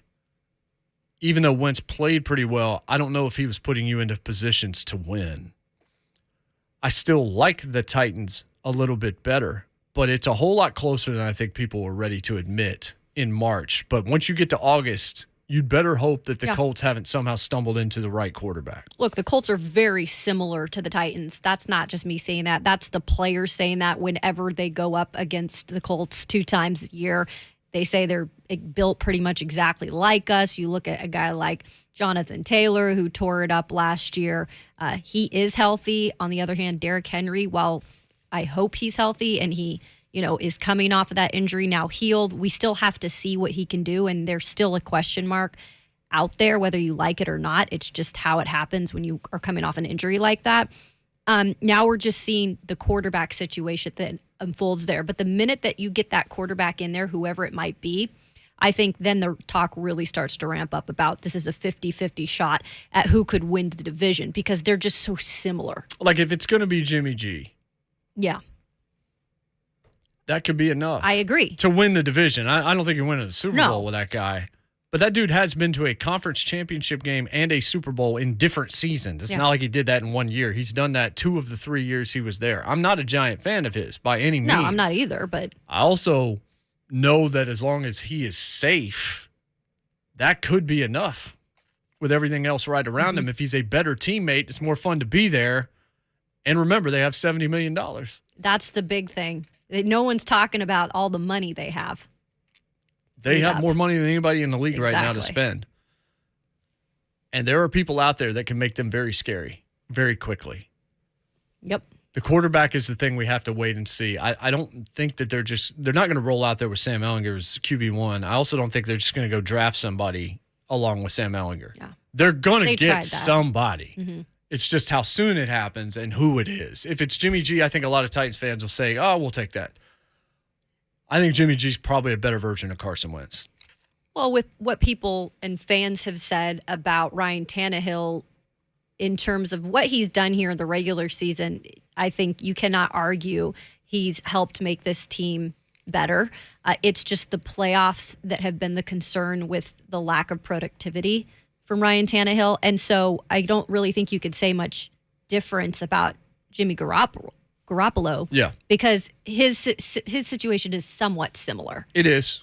It definitely is. And you're going to have to pay more for him, for instance, than Pittsburgh did for Trubisky. Mm-hmm.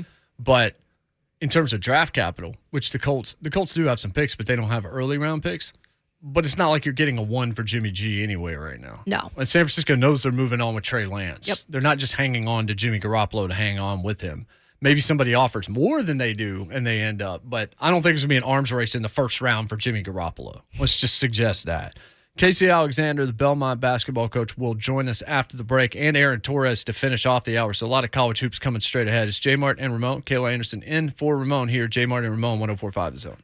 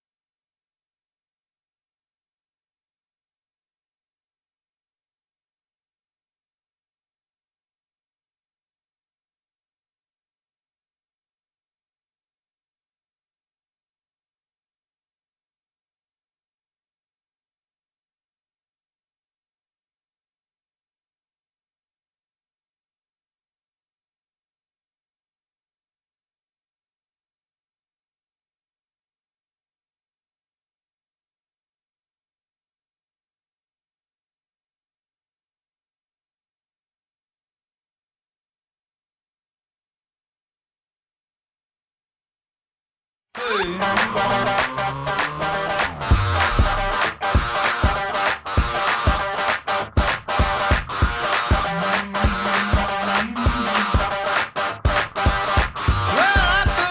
back, JMart and Ramon, 104.5 The Zone.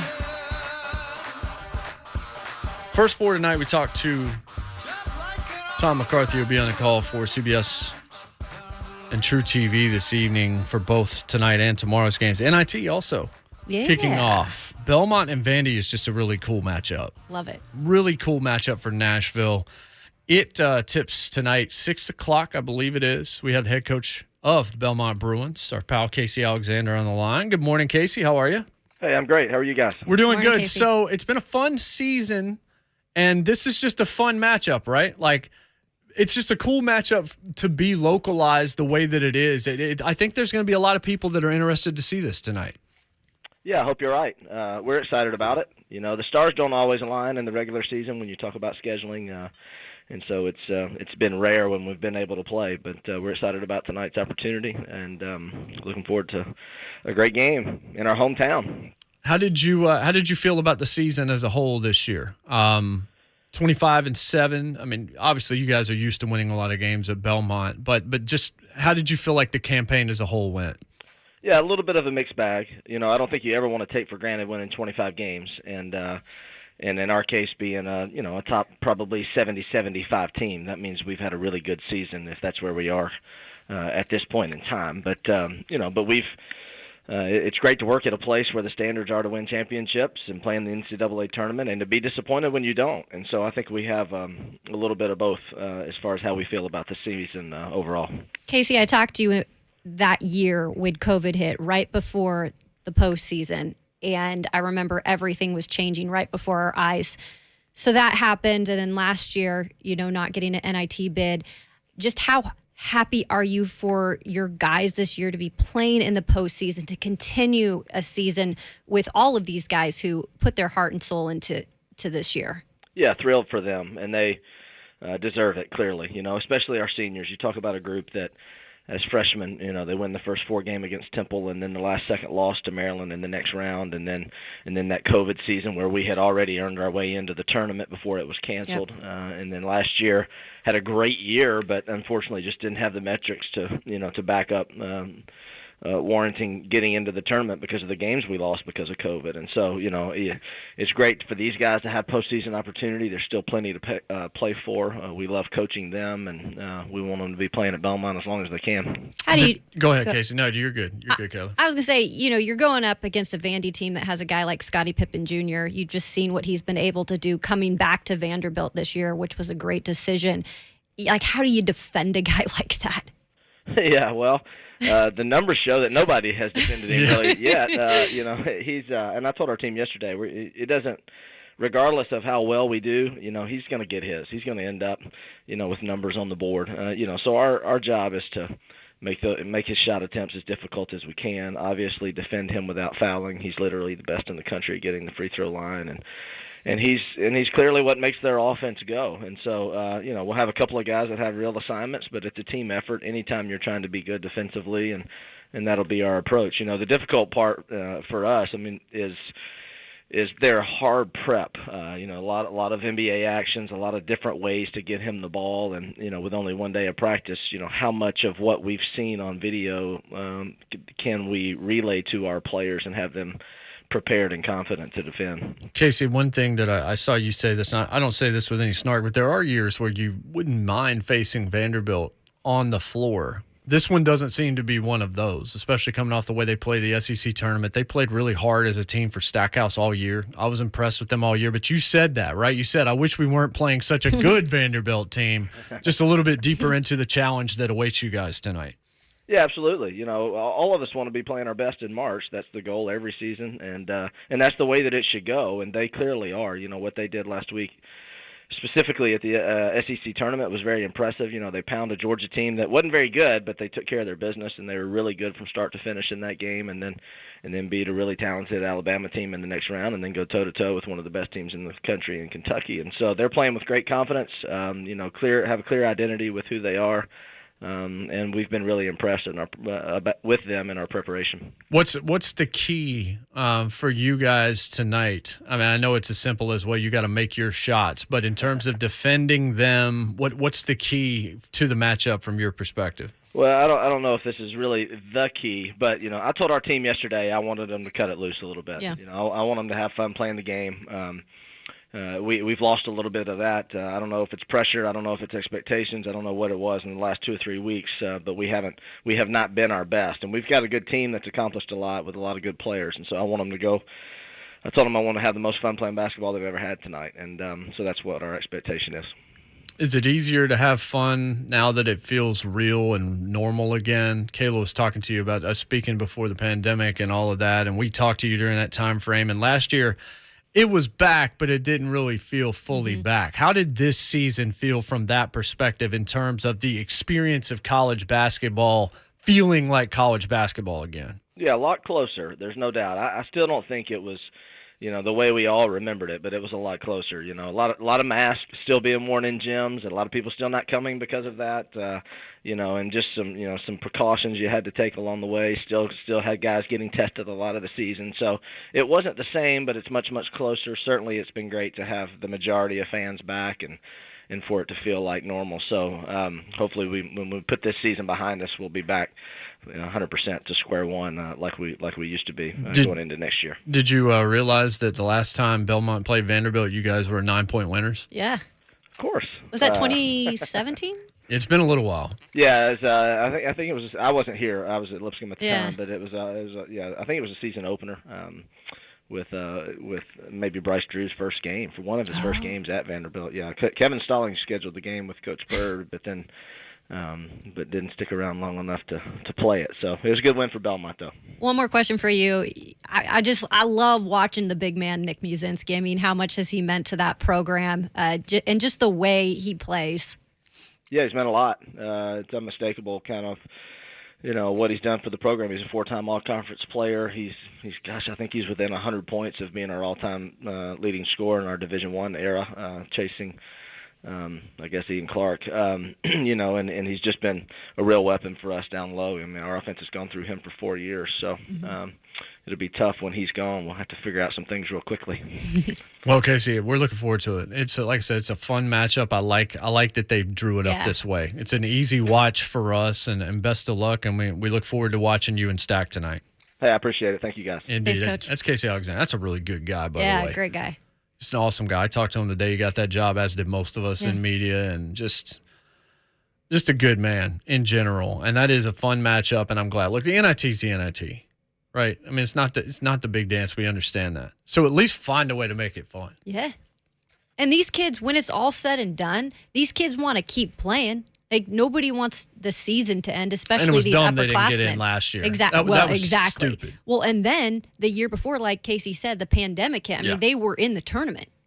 It's hard for these guys if that's what their mission is every single season, and they've been denied it the last two. And I do think that it is deserved to say that Stackhouse had a good year. Absolutely. I mean, that looked like a much better hire in year two than year one. And that he learned some things. Like, you start to look at what Memphis was doing down the stretch. Penny's definitely been a mixed bag. Yes. He's learned some things about how it wasn't going to come easy, and maybe that's going to spell good things for him in the future. I don't know. But Stackhouse was an adult in the room this year. Absolutely. And you know what? It takes time sometimes. It also takes time when you're in a conference now like the SEC, where all the teams have improved for the most part, and you're trying to rebuild essentially, and you're building around a guy, like one guy. And I'm so glad Pippen Jr. decided to come back. I think it was a great personal decision. I'll be interested to see if he does it again. Yeah. Like, I don't know. I'm sure he's going to get evaluated again and all that kind of stuff, but how much better is his stock now than last year? I don't know that he doesn't enhance himself again by coming back. And at least now, you look at that program moving in the right direction a little bit, and Stackhouse, a little bit of stability there, a little bit of interest returning to, at least they're competitive again in a lot of these games. That might, I could easily see him being back again. You can never say never, and it's always a personal decision. So whatever advice year 3 he for gets, Stackhouse, yeah, So because the pandemic year, you just don't even remember anything was even happening. Might as well erase it. Yeah, that's right. Well, this was definitely the year, though. This was the Josh Allen third year for Stackhouse, where you really started to say, okay, he could be a long-term answer here. And I'm also a fan of I cannot get over how cool Stackhouse's suits are. I seriously want to go do a story on him picking out. I'm just Why a haven't you fashion done person because we just haven't had time, And so next year, that's my mission is to try to connect with Stack. If you hear me out there, I want to go and see how you pick out your suits. What I found to be very impressive with Vanderbilt going up against Kentucky was, number one, they had a shot at that game for sure. No, absolutely. Oh, They kept making runs. Yeah, they did. They kept them at arm's length, Kentucky did. But there were a few times where it was like, wait a second, they make a couple more shots here. This is a one-possession game. They wouldn't go away. Yeah, no, they would not. not. Scottie Pippen Jr. didn't have a great tournament, didn't shoot well. He did very well from the line, but didn't shoot well from the field. What really impressed me against Kentucky was that team was not afraid of the moment. Nope. And they showed a lot of poise. They showed a lot of confidence. They showed that and felt that they belonged in that moment. And I think just as much as the points on the board, the attitude that they took, the approach that they had, changing the mentality, creating that culture. And I know those are buzzwords and terms that get thrown around all the time when it comes to college sports and even some professional teams. I think when you look at the mentality they had and how they performed against Kentucky, that showed you the growth of this program in the past 3 years. I agree. Yep. And that's really all. That's what you need to see. Exactly. Like, this isn't – I mean, they've had some success various years, but this isn't some, like, blue blood program you expect to always be there. So you just want to see steps being taken in the right direction. Mm-hmm. Yeah, and I think that Shafe brought up a great point. Sometimes it is maybe not the statistics that mean the most, but just seeing the fight in a game like that where mentally the guys aren't going to give up. They're not going to throw in the towel.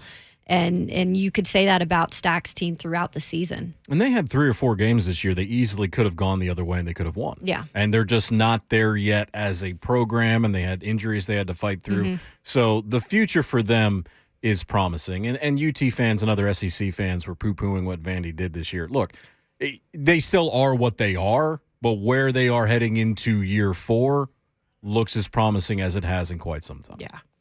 Yeah, you got to crawl before you walk. Yep. In most scenarios. So, yeah, you can be snarky if you want to be, but I just kind of looked at them with respect this year. Like, hey, they did some good things. Yeah. And that's all I think that you want. We got Aaron Torres coming up. We're going to get to break a little earlier than usual in this segment, so we have more time with Aaron on the other side. We're going to break down the big dance, one of the best in the business of college basketball, also my broadcasting partner on Fox Sports Radio on Saturday nights. A lot of times you hear at least part of that program here on The Zone. So we'll talk to Aaron Torres on the other side. JMart and Ramon with Kayla in for the big guy here on The Zone.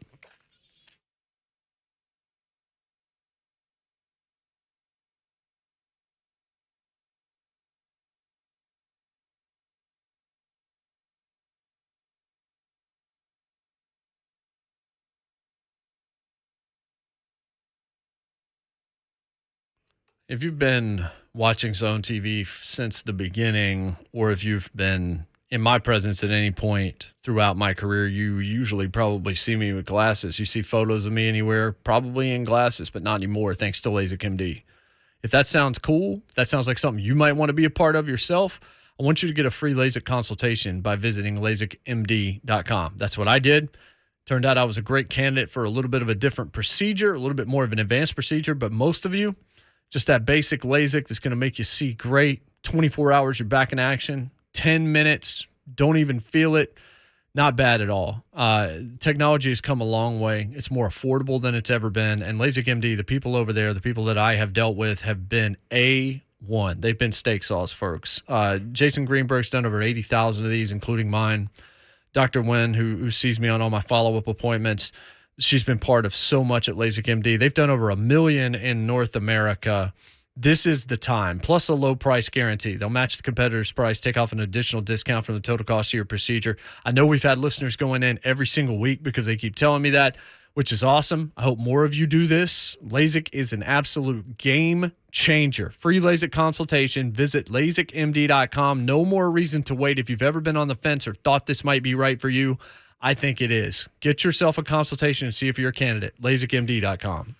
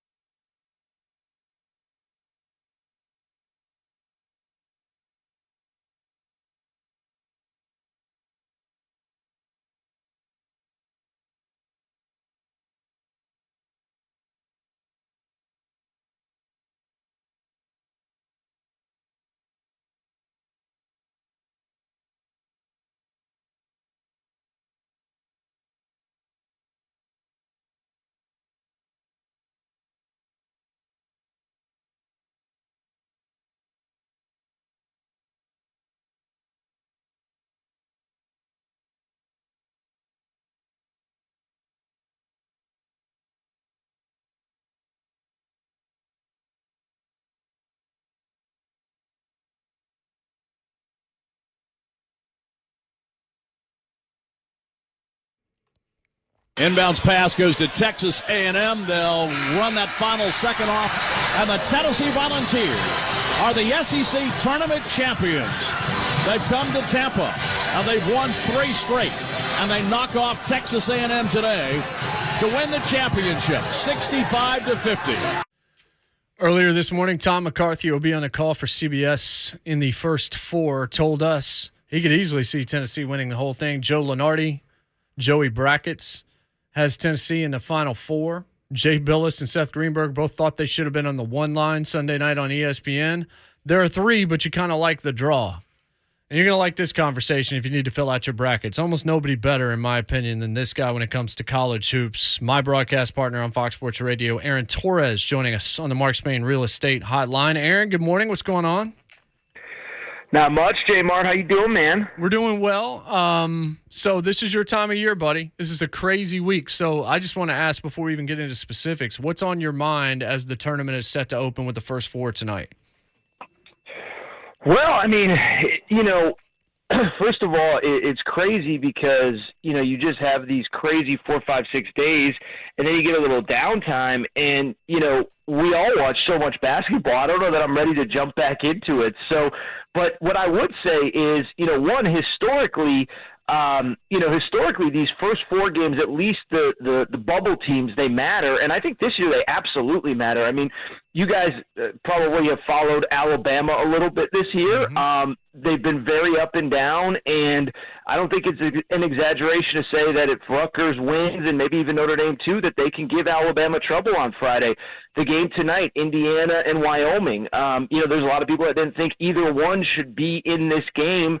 And watching both of them, I think both of them have a kind of a unique and somewhat advantageous matchup with St. Mary's, whoever wins this game tonight. So even starting tonight, JMart, there's been years where I'm just not really into the first 4, and I don't really want to watch them. Tonight and tomorrow, I think those games involving 11, 12 seeds are going to have impact for the main bracket. So I know we talked about this over the weekend on our show. This tournament being wide open, that's something you hear every single year, but it feels more true than usual. What would you say to that?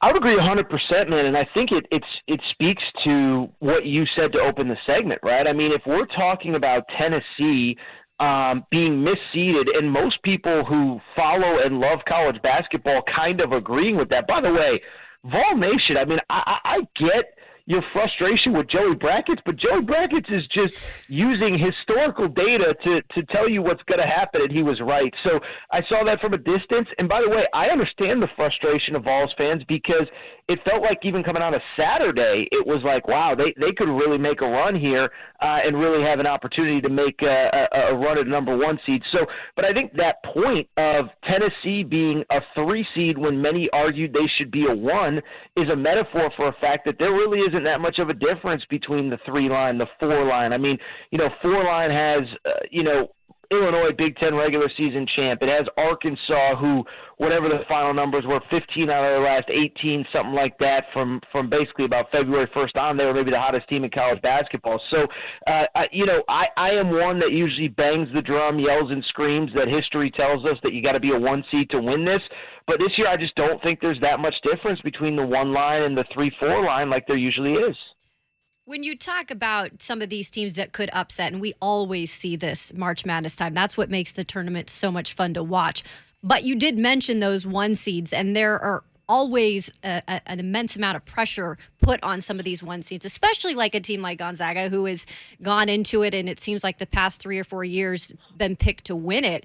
What team has the most pressure this year in your eyes? Oh, wow. The team with the most pressure? I mean, there's a few. I think Gonzaga's right at the top of that list. Gonzaga's probably the right answer. I'll give you another one, and the people in your bordering state don't want to hear this, but I mean, does Kentucky have pressure? I don't know if they have pressure. I think if they had won the SEC and they ended up with a number 1 seed, I think it would have been different. I think that things are they're a little bit off the radar because of that. I think they've kind of in a weird way been off the radar all year. But one thing I argued before the SEC tournament, you don't have a team that's good enough to win it every single year, even at Kentucky. This one is good enough, and on top of that, there's a lot of breaks going their way. First of all, I think their bracket is very advantageous. Baylor, I think you could say Baylor peaked in December, and I think based on their body of work, Baylor probably deserved a number 1 seed, but I don't think Baylor's one of the top 5 to 7, 8 teams in this tournament right now. Arizona had a major injury. I know Arizona's not in the bracket, but you just start picking back and peeling back the layers of who we thought maybe a month ago was good enough to win it. You can punch a lot of holes. The team JMart and I talked a lot about this weekend. Auburn seems to have peaked a month ago. And so, I don't know if there's pressure on Kentucky. Nobody's obviously, it goes without saying, nobody's firing Calipari, but 2015 is the last time they made a Final Four. It's been a decade since they won that first title under Calipari. I just don't know how many more years they're going to have that are going to set up better than this one. So again, pressure is probably not the right word, but this feels like about as good of an opportunity for Calipari as he's going to get here for a long time. Is there any pressure on the Duke players knowing this is Coach K's last run? I mean, they could win it, but they're another team. We talked about Auburn. Duke feels like they haven't played good ball in at least a month, if not longer. You're setting up potentially, and Davidson could spoil this, but it seems like the committee wants Coach K versus Tom Izzo in the round of 32, but Duke's players not wanting Coach K to go out on the first weekend. Do you think there is pressure there? Yeah, it's funny. Our colleague Dan Byer just asked me this recently, and I think the players – well, one, yeah, there's definitely pressure. I think the players are aware of it. I was at the Gonzaga-Duke game in Vegas over kind of the Thanksgiving holiday and talking to some of the parents that I know. They know, whether you want to call it history, whatever, but, they're part of something, right? They're part of something really important in the history of college basketball, and they don't want to let Coach K down.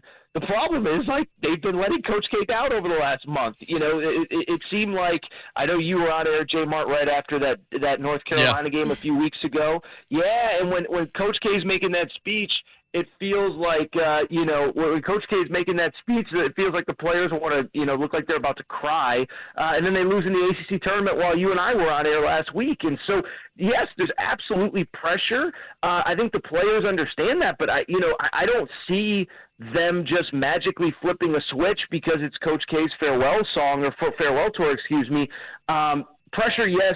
It doesn't mean that I think they're going to suddenly flip a script or whatever just because that pressure is there, and that's kind of a conversation that we're going to be having about this bracket. We talked, the Big Ten underperformed last year mightily. I kind of anticipate it might happen again. You told me Saturday night that Iowa is built better this year than they were last year in terms of their speed and some of the things that they do. But in terms of upsets, because a lot of those were deemed upsets last year, what are some of these lower-seeded teams that you actually could see doing some kind of damage? I know a lot of people are looking at the 5-seed St. Mary's and giving them a lot of respect because they beat Gonzaga. Is that overblown? Is that legit? Who are some of the teams that you might overlook that you don't want to overlook, especially in this first weekend? Yeah, it's becoming so cliche that you worry, but South Dakota State, they're one of the few teams that won 30 games entering the tournament. They're the second highest scoring team in college basketball, and, behind only Gonzaga, ahead of Arizona. They're playing Providence, and Providence has kind of been the same team basically for the last decade. They can't score in the 70s, low 80s. They don't want to score in the 70s, low 80s. And so if South Dakota State can dictate a little bit of tempo, I think that's a game that you should keep an eye on. And I think that the betting markets reflect that a lot of people do like that. I know the story kind of came out last night, Colorado State having some travel issues. If you want to call it travel issues, the NCAA just never really sent a plane for them. That's not really travel issues. That's the NCAA forgetting about you. But, again, Vegas kind of likes Michigan, and I understand why. Michigan's a matchup problem for them because of their size. So those are a couple that feel pretty obvious, but I think they do make sense when you kind of look at the matchups. You mentioned St. Mary's. I said it. I think especially if Indiana wins tonight, St. Mary's plays super slow. They want to play in the 50s and 60s. That plays right into how Indiana wants to play as well. Those are a couple. I'll give you one more that I'm kind of circling is if San Diego State beats Creighton in round one, I think they can absolutely give Kansas fits in round two. San Diego State's won. They play elite defense. Some metrics have them as the best defensive team in college basketball. Kansas, I've been kind of selling on since the beginning of the season. That'd be one I'd keep an eye out on as well. Boise and Memphis. Well, that's just because Hardaway sort of turned it around a little bit. Boise's coach, I believe, is the former assistant of Mark Few. Few's all of a sudden got a little bit of a coaching tree here. Yes, he does. What's enticing about Gonzaga, Boise because of that? Or is Memphis really peaking at the right? I know Houston got him, but they had gotten Houston twice before that.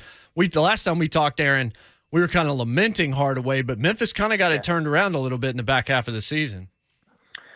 It's an interesting one, JMart. It is definitely an interesting one. First of all, you're right. You know, I was on the selection show on Sunday before Brady Gate unloaded and we stopped talking college basketball there. But you know, that was the first, you know, Gonzaga Boise. You know, Gonzaga comes up with Georgia State, then you see Boise, and I said, you know, Leon Rice is basically like best friend. Like I think they vacation together. Like it's pretty intense. It's a pretty intense friendship. You know. But then you see Memphis right there, and you say, "Oh crap!" And so, to answer your question, yeah, man, Penny has turned it around. I think he deserves some credit. I know, you know, some of his problems in the past have been self-inflicted, but he has turned it around. And you look at what historically has given Gonzaga trouble. Athleticism, especially in the post. Baylor last year did this, you know, they were obviously the only team to really have success. Physicality in the post with Timmy and Chet Holmgren too, the big 7-footer. I absolutely think Memphis can give them trouble. Am I ready? It's funny. I got to make my official picks today, so I got to make my decision. But am I ready to pick it? I'm not totally sure I'm ready to pick it. Penny Hardaway, first NCAA tournament. I don't think there's a player on the roster that's ever played in the NCAA tournament, but I do think that the matchup, if we get there, really favors Memphis. And so it's funny that I mentioned Kansas potentially having a little bit of a troublesome draw in the second round. I think it's absolutely the same for Gonzaga potentially. Boise's good, but Memphis could really give them problems. So we're in a bracket challenge with Fox. So I'm not trying to get inside information to beat you. You won the pool last year. I won it 3 years ago. I got Arizona. Got a TV and I didn't. What the I got hell, a TV, man? but it was broken out of the box. It never worked. Oh, so it was a prize in name only. It was a Pino. But when you look at, I got Arizona winning the thing. I know you've seen them a couple of times in person this year. Are we going to be mimicked when it comes to the actual champion? You know, I don't know yet. Oh, come on, Aaron. No, I don't. I mean, I haven't made my official picks yet, so we're good. Well, let me ask you. Now I'm going to flip it on you guys. And Jason, I know this is a thing of yours. Like, do we trust Rick Barnes? Because it's hard for me. It's hard for me to watch Tennessee the way, like the way that Tennessee. Because the thing is, Tennessee's had good teams before, but you know, even the year they had Grant Williams and they got to number one in the country for a few weeks, they weren't peaking at this time of year. It was kind of like Auburn. They peaked in you know, January, early February, and by March they were kind of going in the wrong direction. This Tennessee team seems to get better every single time that they step on the floor. So I think part of answering your question, and I think I know where you lean on this, Jason, do we trust Rick Barnes? Because if we trust Rick Barnes, Tennessee's one of the few teams that I really think can give Arizona real problems in a potential Elite Eight matchup, excuse me. Yeah, I don't disagree with that. I trust Rick Barnes right up until about March. And I want to see him fix it. I compared him to Ryan Tannehill yesterday. I believed in Tannehill right up until the playoffs, and he had an opportunity to change how people felt about him, and he reinforced how people already felt about him. Barnes has got to do something this year. Like the 2019 team and what happened there, this team's peaking at the right time. This Tennessee team where people have them picked in the Final Four, I want to get them there, and it's Barnes that keeps me from doing it. Well, and so to answer your question, one, first of all, that's a little bit of my hesitation as well. And it's so funny because this is a matchup-based tournament, and people get so mad when you say, well, you know, can this team make the Final Four? It's like, well, yeah, they can, but do they play this team or that team in the Sweet 16 or this team or that team in the second round, whatever? It's kind of like the Memphis thing we were just talking about. So I bring it up with Tennessee because I was looking at that bracket last night, and this is essentially how I've broken it down. I think Villanova can beat Tennessee. I don't think Villanova can beat Arizona. I think Tennessee can beat Arizona. I don't think Villanova can beat Arizona as well. So to answer your question, if you don't trust Rick Barnes, then I do like Arizona to be able to beat Villanova in an Elite Eight, go to the Final Four, and they would probably be favored there. If you do trust Rick Barnes, then I think Tennessee's going to give Arizona fits in the Elite Eight. So that doesn't really answer your question, but it kind of answers your question, JMart. Yeah, it's in the vicinity of answering my question. We appreciate it, Sort of, brother. yeah. I know it's I'm like I know it's 60% of the way there. Yeah, I know it's a busy week, and I know you don't want to tell me who you're picking because you want that television or that gift card or whatever it is that they're We're giving not us this eligible. year. You didn't read the email closely enough. We're not eligible to get a first prize. Yeah, we are. You need to read the other email that came in. We're not eligible in the listener contest. We are in the staff contest. Oh, maybe I'm not on that email. Maybe I'm not really staff. Are you I didn't see any any second email. I don't know if you're staff. I'm not. I didn't get any second email. Maybe I don't know. Maybe I gotta call. I gotta check the key card. Now you got me worried about more than my bracket. Jeez, man. I'll forward it to you, Aaron. We appreciate it, brother. I know you're busy. I'll talk to you this weekend. All right, thanks, guys. Have a great day. Indeed, that's Aaron Torres. Oh, we just went second shooter now. Oh, second email. Oh, baby. I got it. It's like That's when I all can't I'm get saying. into my email and what happened? Second email. I want to talk about emails for an hour about passwords. Back into the Oh. left. And companies making Don't get me set started different on that passwords. every and other week. I'm so angry. I just want to cancel all email. Me too. Except for just, I'll keep my Gmail. We're done here. We're done here. Fourth hour's coming up. John Glennon in 20 minutes. JMart and Ramon, 104.5 The Zone.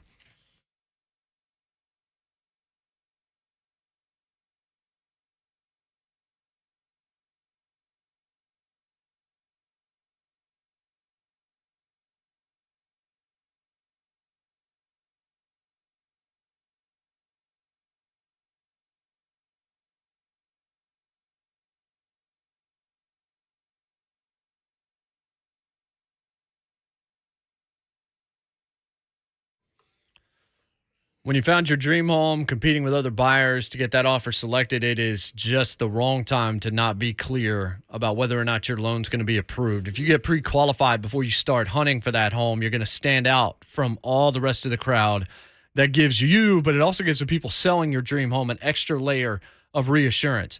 If you got the wrong lender, you've got a major problem. If they're not giving you the service you'd like, if you just can't get them on the phone or you can't reach them, there's no transparency, the service, everything seems slow. That's how you miss your closing date and lose out on your dream home. So you need a second opinion. You're not stuck unless you stick with who you're with. As the Southeast leading mortgage lender, it's Mortgage Investors Group that are ready. They're here to help you get not just any home loan, but the right home loan. They care. They're committed to helping you close on time, which is so big. Structure things right and realize those dreams. Let MIG work for you. Go to migonline.com. That's migonline.com. Get all the advice you need. Get the information on where the office closest to you might be located and text MIG to 31399. You can do it that way too. MIG to 31399 and get pre-qualified. Mortgage Investors Group, the right home loan, equal housing lender, license number 109111.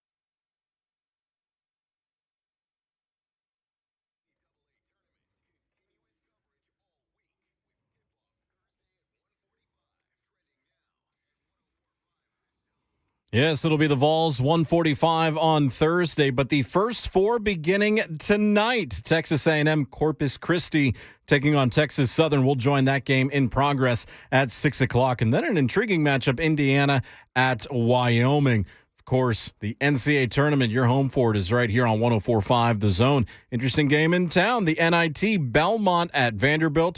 6 o'clock at Memorial Gym, the tip for that. South Carolina fired coach Frank Martin after 10 seasons. He is the fifth SEC coach to be dismissed or leave his respective school. In the NHL, another interesting game in town. This one's on the ice. Bridgestone Arena, Pittsburgh Penguins and the Nashville Predators. 7 o'clock will be the puck drop for that. According to reports, the Tennessee Titans and veteran center Ben Jones have agreed on a 2-year, $14 million deal. The 32-year-old, who will be 33 once the season starts, has spent the past 6 seasons with the Titans. Team added some depth to the offensive line by signing Jamarco Jones from the Seattle Seahawks. He had played at guard and tackle for the Hawks. That deal reportedly 2 years, worth $5.75 million, $3.15 million guaranteed. Titans agreed to terms on a 1-year contract extension for tight end Geoff Swaim. He had career highs with 31 receptions and 3 touchdowns last season. And to the NBA, Grizzlies at the Pacers, 6 o'clock tip for that action. For all your foundation repair and waterproofing needs, visit USSTN.com. Breaking news at once on your home for the Titans and the Vols. This is 104.5 The Zone.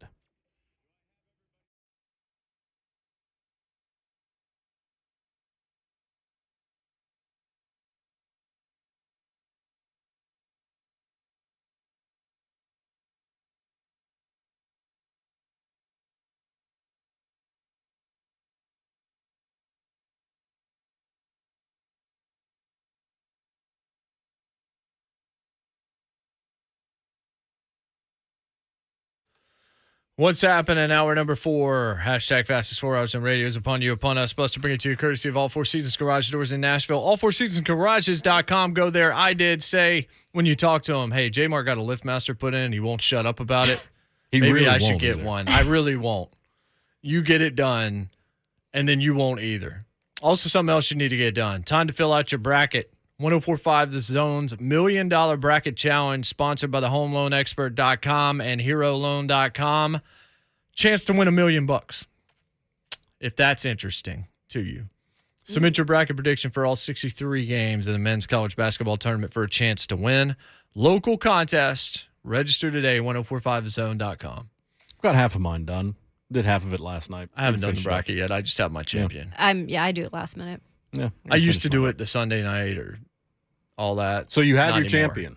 Yeah, I have my champion. Okay. Arizona, right? Arizona, yeah. Just young, really young. That's what concerns me. You can slap me on the wrist. We kept Torres long. I thought you guys wanted more from Torres. So we kept him a little bit longer. What he said about the Vols is where I want to go, really. Mm-hmm. It's Rick Barnes, man. That's the only hesitation because they are trending in the right direction. They're exactly the kind of dangerous team that can go deep in this tournament unless they just have a really off shooting night. But that's true of virtually everybody in the tournament, and they play elite level defense. But Rick Barnes just doesn't get it done in March, and that's where I'm hesitant because eventually maybe he can. I just haven't seen it ever. What's amazing about that and us bringing that up is you're essentially saying a coach can do it throughout a season, can have the Vols be relevant each and every year in the SEC, one of the best teams in the country, and then once the tournament hits, what is it that happens with Rick Barnes and the adjustments maybe he's made or the way that he prepares the teams for those matchups that doesn't work? And that's the $1 million question. And a lot of it, like Aaron Torres was saying, is matchups in the tournament. Mm-hmm. And so what is it with Rick Barnes and his staff that they can't figure that out? Is it an overblown narrative? That's the question. That's what I'd like to know. What you guys think about that.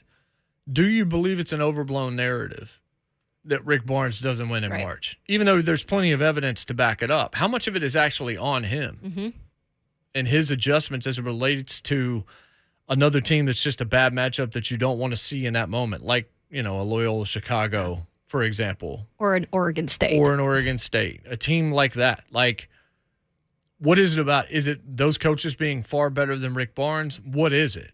How confident are you, Vol fan, in your team But I will say, if you don't get out of the first weekend, if you somehow get beaten around the 32, that can't happen. that's all going to fall on the coach. Yeah, especially In this when you're case. coming out hot like they are, winning the SEC tournament, stringing together wins at the end of the season. Just like Aaron said with that, these teams get hot and they go in, and many of them cruise. Yeah. And you would hope that that would be the case with Tennessee. Now, they won the SEC tournament. Maybe that changes something. Mm-hmm.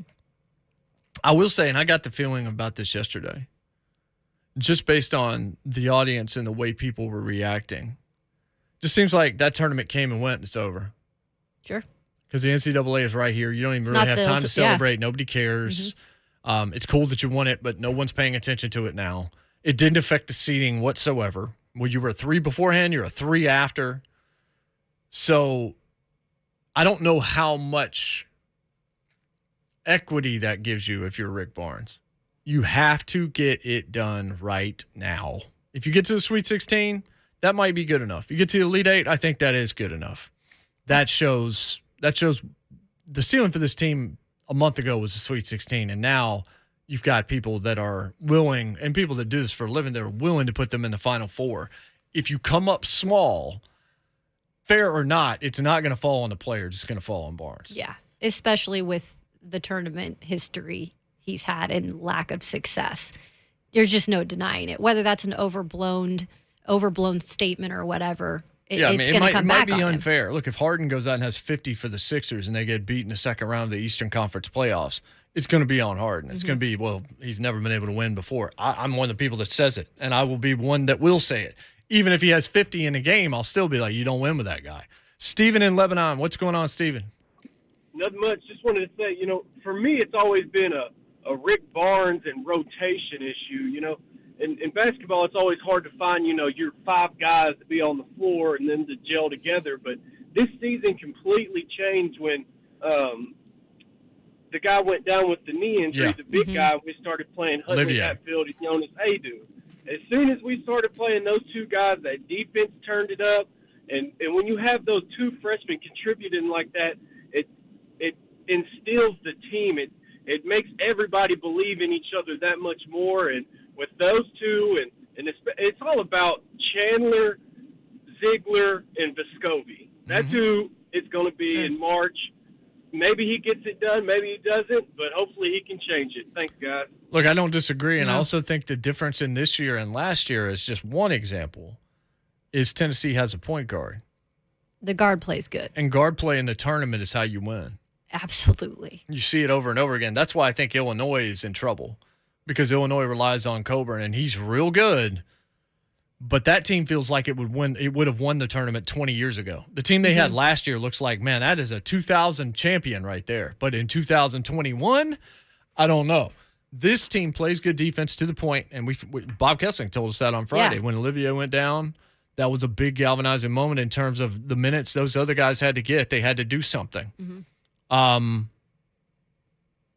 Somebody joked and said, I should just pick Longwood then if I don't believe in Barnes. I'm not going that far.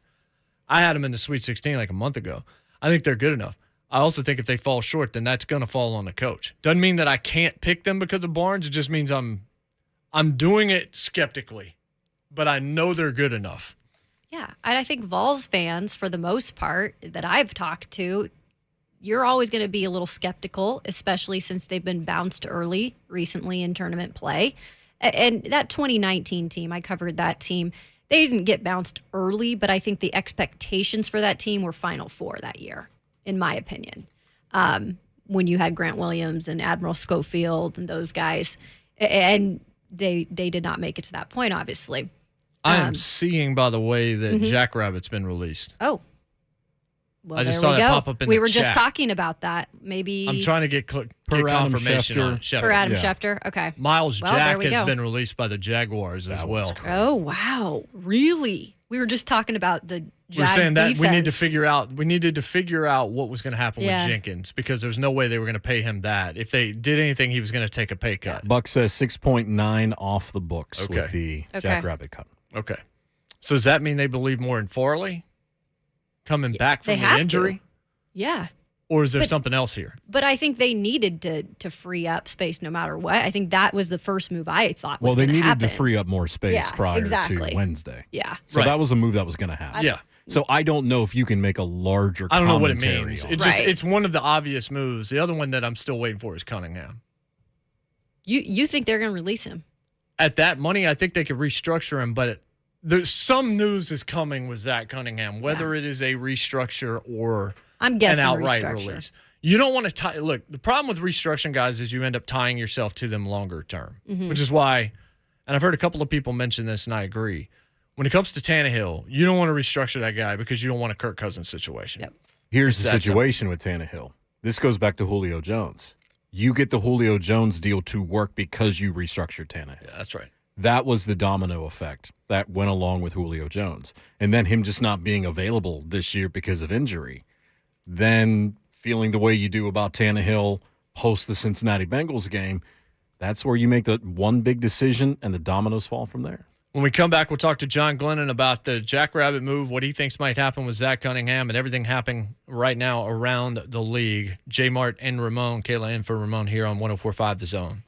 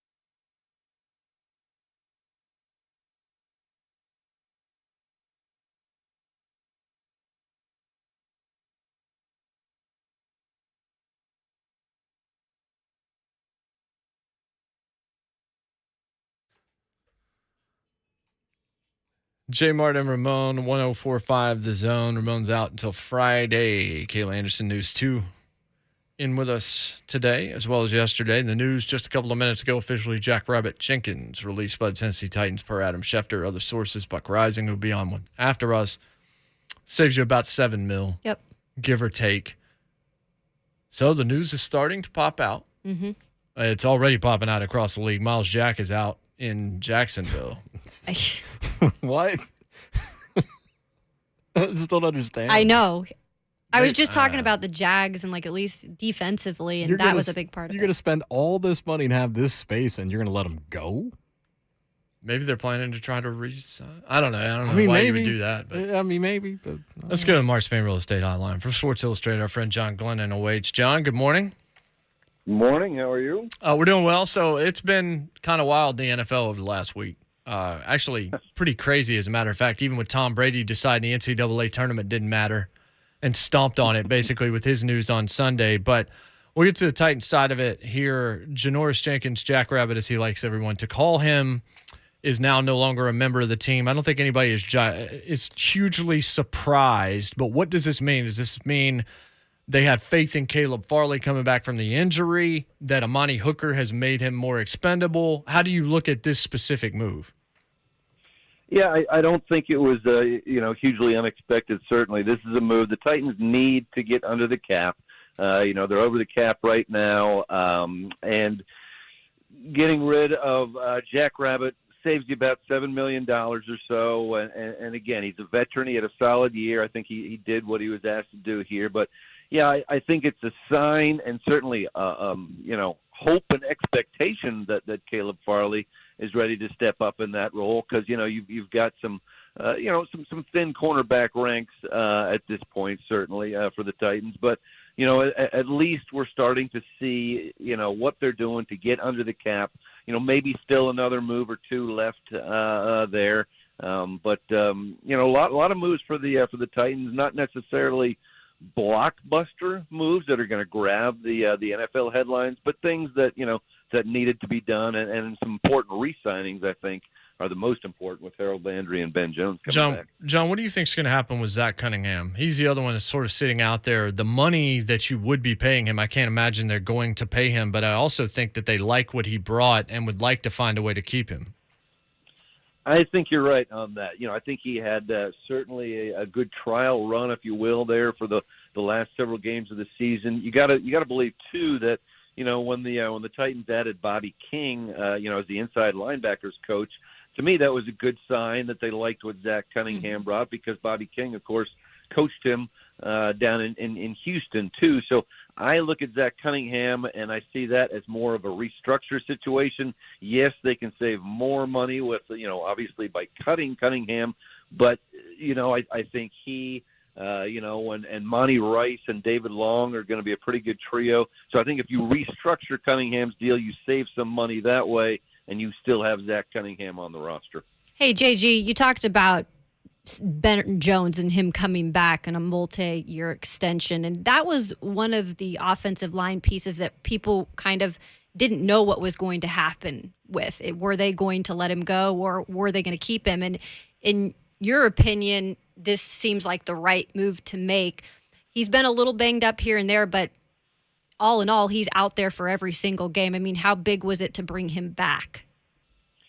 I think it's very big. How many times did we hear coaches, teammates, praise him for, not only the durability, but his intelligence in the middle of the line, his experience with the Titans, with this system. He's kind of that glue factor that seems to hold everybody together. And, the fact, despite the fact that he's kind of getting older, he's 32 or so, if you look at how he grades out, and you look at a lot of times at Pro Football Focus, especially I think for interior offensive linemen, he's actually been really good the last 3 years, better in run block than pass block. But still, I think he's a valuable piece of that line, and that's one less thing that you have to worry about for the Titans at this point as you look at free agency, as you look at the draft. So I think that was a big one for the Titans. I like what he brings, not only just from a skill standpoint, but really from mentally. As I said, making line calls and knowing protections and so forth, knowing the scheme. I think that's a big one for them. The tight end position is still one that I think fans have questions about. They're bringing back Geoff Swaim on a one-year deal. Look, he did his job this season. That's the kind of style they like, but I think many people would argue there needs to be some sort of an upgrade there. What do you see them doing at this point with a lot of these tight ends being re-signed or, just not available at this point? Yeah, a lot of the free agent market have gone off the market pretty quick. But I think fortunately for the Titans, there's still going to be some there that are available. You're not going to get your dream number one tight end out of free agency this year. But there's a deep pool in the draft of tight ends too. And I'm pretty certain the Titans are going to use, I would guess at this point, maybe that third-round pick, maybe a fourth-round pick on a tight end, certainly. I think – to me, there was certainly some backlash yesterday when the Titans, re-signed Geoff Swaim. But look, just because you re-signed Geoff Swaim doesn't mean he's tight end one. That's not the situation. This is a guy, you know how much the Titans, need blocking from a tight end up front, and there's not a ton of guys out there that you get great blocking from tight ends anymore. Geoff Swaim, is a good, solid blocker for the most part. Caught 30 passes. He's a good contributing tight end. He is not going to be your marquee tight end. I think that's still left. As I say, I think you're gonna pick up a pretty good talent in the draft would be my guess. And I still think there's a possibility of adding another kind of rotational tight end in free agency as well. So certainly some moves still to be made. But I think Geoff Swaim brings you some experience. And the fact is, there was none on the roster right now. No tight ends on that roster under contract that had any experience with the scheme with the team last year. So Geoff Swaim, the joke is it's not a big name. It's not a flashy name. They all can't be, certainly. But two guys that are pretty flashy names for this franchise, Julio Jones and Taylor Lewan. We all were very skeptical Taylor was going to be back until the last few weeks, and we've all kind of pulled back on that because of his contract being pretty team-friendly at this point and a thin market for him outside that. Julio, I'm still very interested to see what's going to happen there. Do you think both of those guys are still Titans by the time we get to week one?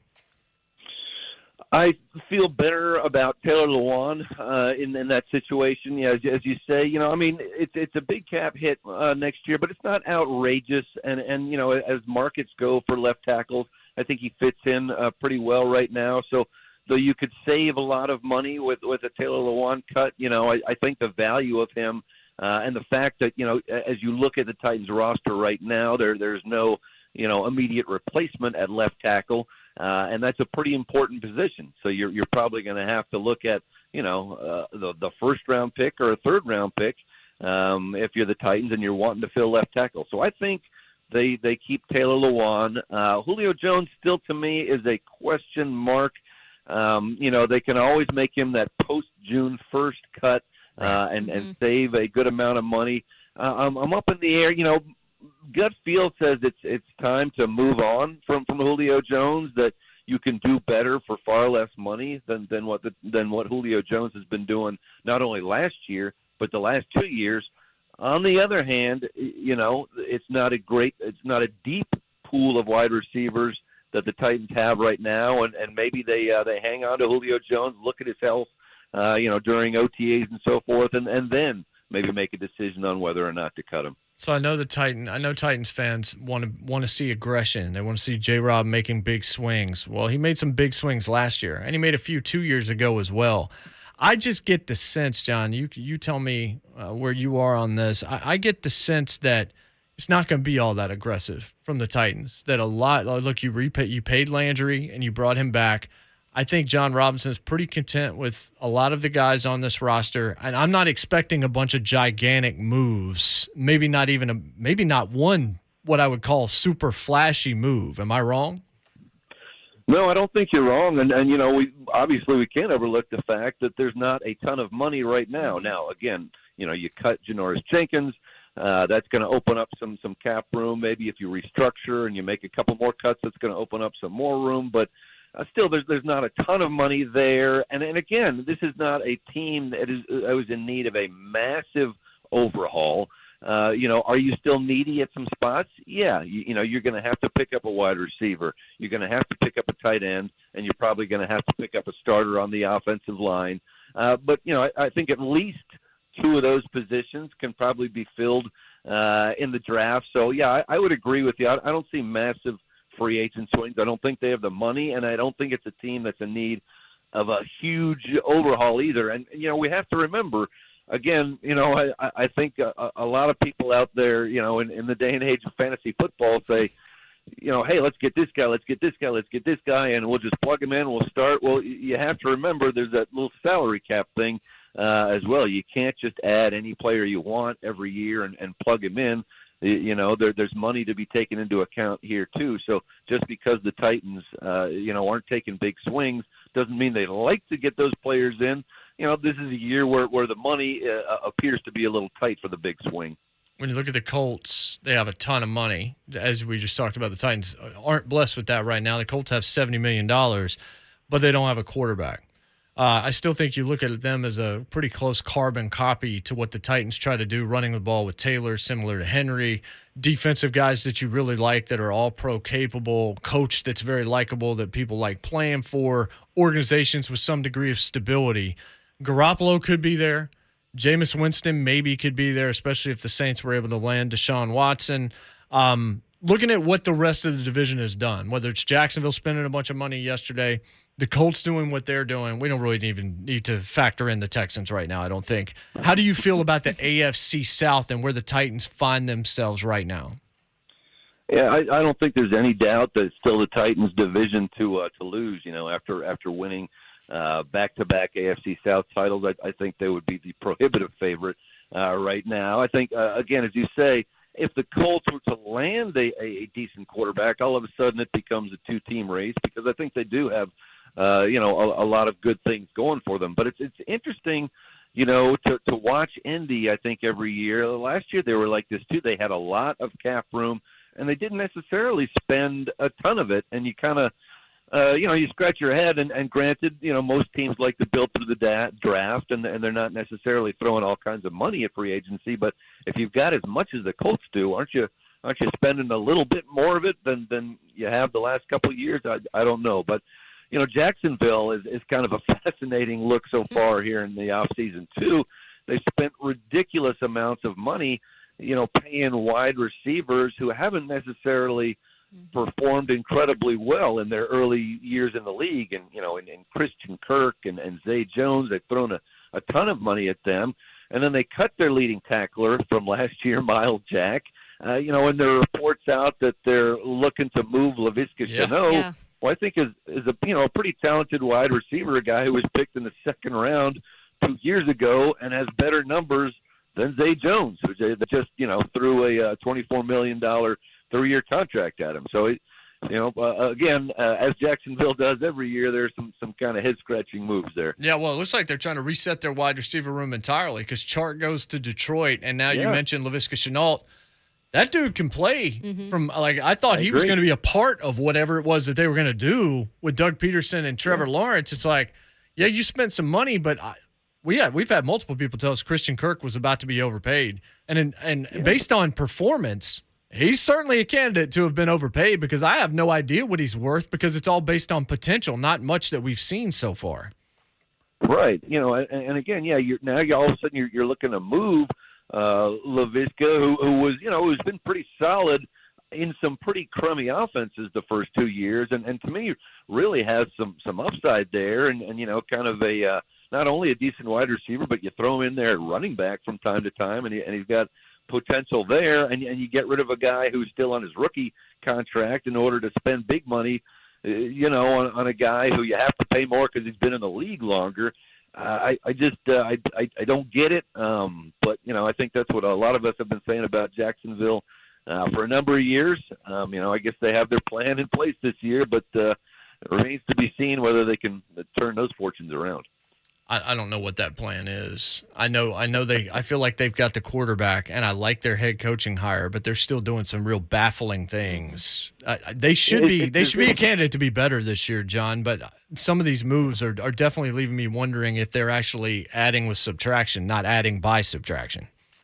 Sure. I mean, and they've added, it's not only the wide receiver positions, but they've also added a number of other, players through big contracts as well. And it's almost as if their plan, almost every offseason from the owner down is spend every last dollar we can, make splashy headlines, and make it look like we're going to be a good team. And then, well, if we are, great. If we're not, let's roll the dice and do it again. And the plan hasn't worked too well here of late, but as I say, not only at the wide receiver position, but certainly some of the other moves too. I think they've strengthened their offensive line, and the idea, of course, is to make that team as good as possible around Trevor Lawrence and give him better options than he did last year. I think the offensive line should be better than last year, which will help. But are you really that much better at wide receivers? You said, I think Chark and Chenault were both pretty good guys. I don't know if you gained all that much from spending a ton of money, bringing in two new guys. So I've been running the train and leading the bandwagon when it comes to Juju Smith-Schuster ending up in Tennessee as a number 2 next to A.J. Brown. I think I've asked you about it. You like the potential fit there. I think it could still happen. I'm still hoping it does happen. I think it's a godsend potentially for this offense. But if you could make one move that was within reason for the Titans over this next few days, give us a couple of folks that you think would work out well here, that you could acquire, that you wouldn't mind seeing Tennessee land.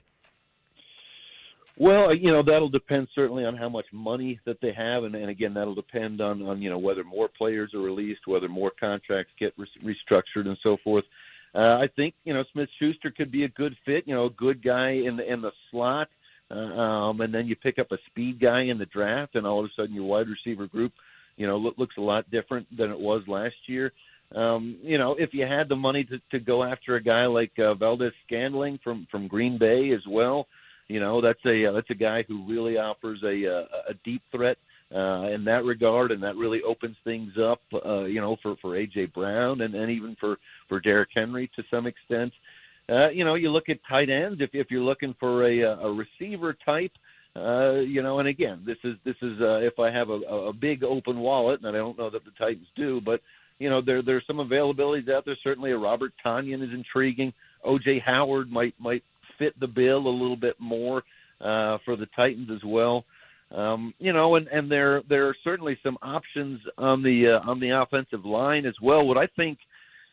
To me, it's the question, or maybe two questions that have to be answered on the offensive line. A, where is Dylan Radins going? Is he going to be a left guard? Is he going to be a right tackle? And B, are you confident and are you expecting Dylan Radins to be a starter?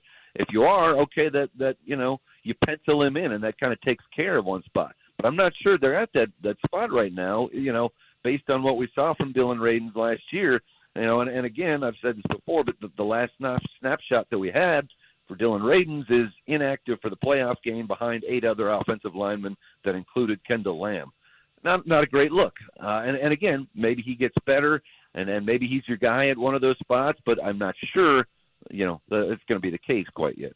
Vrabel said in the Combine, too, at the Combine, he wasn't ready yet, supposedly. So if he's not, if he can't start in year 2, John, moment, that's a problem. And maybe you're looking at, okay, in the course of the off season, again, another full off season, maybe he's ready at that point, but it's hard to say. I think with a large degree of confidence that you should expect him to be a quality starter at this point next year. I just don't think they're at that position yet. Another guy I would look at in terms of the offensive line is Morgan Moses. I mentioned that to Mona. He liked him a lot. He's 31, and he's never missed a game. He had minor surgery, but he's been about as durable as it gets, and he was top 20 in tackles in terms of pass block win rate last year. If you want to shore up and get somebody that looks like they've still got good football left, I think Morgan Moses would be a nice thought as well. I would agree with that too. Yeah, I think he is a good one. I read some of the same numbers on Morgan Moses, and looks like he would be a good fit. And then maybe you're still trying to bring back a David Quesenberry. I think you made it clear that you don't expect David Quesenberry to be the starter at this point, or you would have tendered him.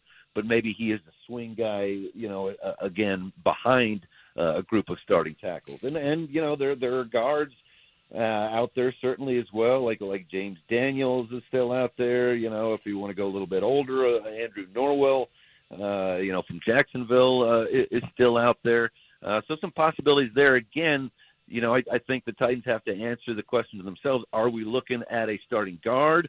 Are we looking at a starting right tackle? Are we looking at both?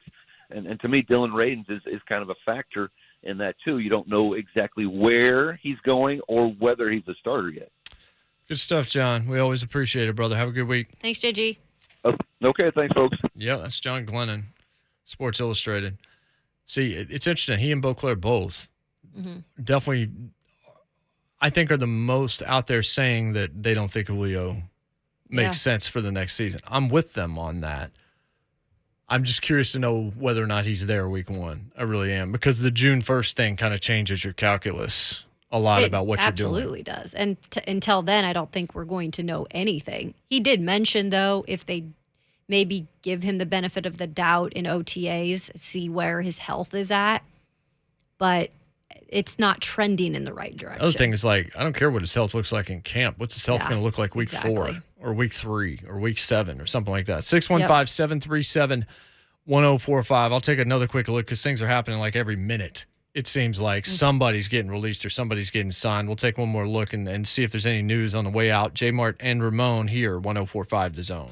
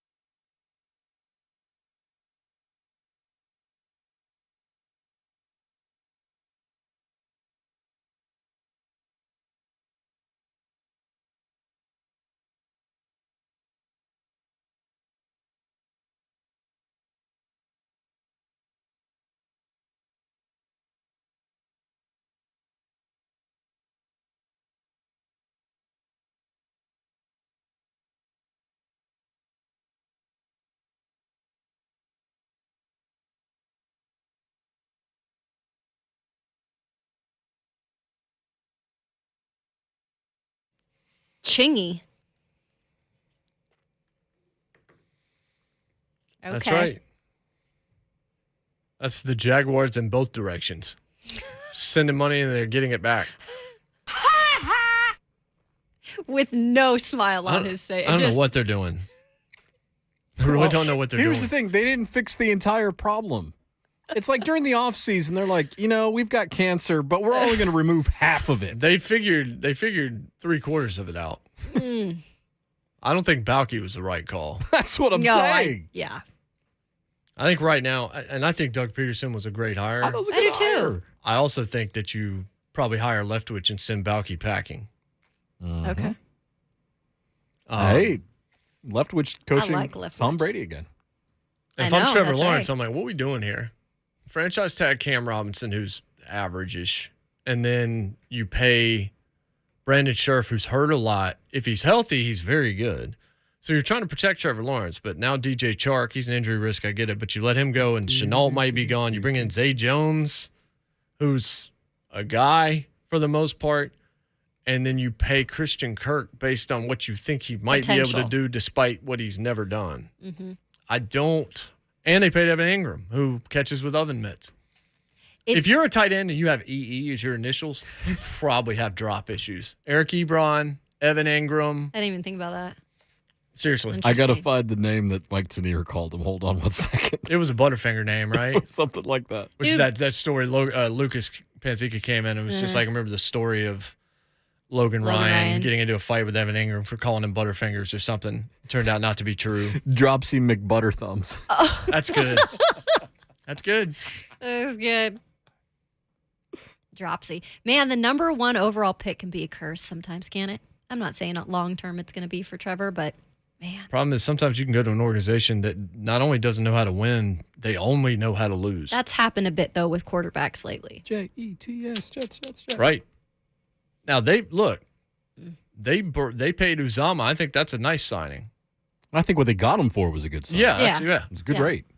And Corey Davis played well until he got hurt last year. Yeah. Didn't they pay another wide receiver yesterday also? I think they might have made one other move. I can't remember. I don't pay that close attention to what the Jets are doing. Neither does anybody else. Maybe when they're relevant again. Right. Again? Yeah. What, are we going back to Namath? Pretty much. Broadway Joe. Kayla, it's been fun. Hey, guys, I've appreciated the time. You've made my mornings bright and cheery. I will never DoorDash a donut again. Yeah, you will. Yes, you will. Okay. You should. Once you do it once, you do it all the time. You broke the seal. Dang. Gateway drug. Donut Dash. It's $1 million idea. Ooh-wee. You can sell it to idiots at least. There was nothing to be ashamed about.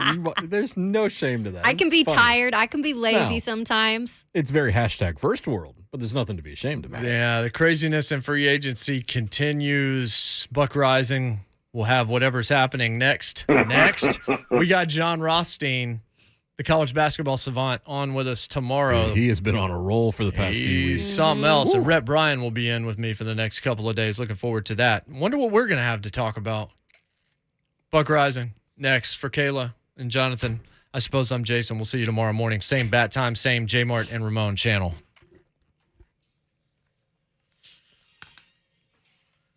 We do not care. We do not.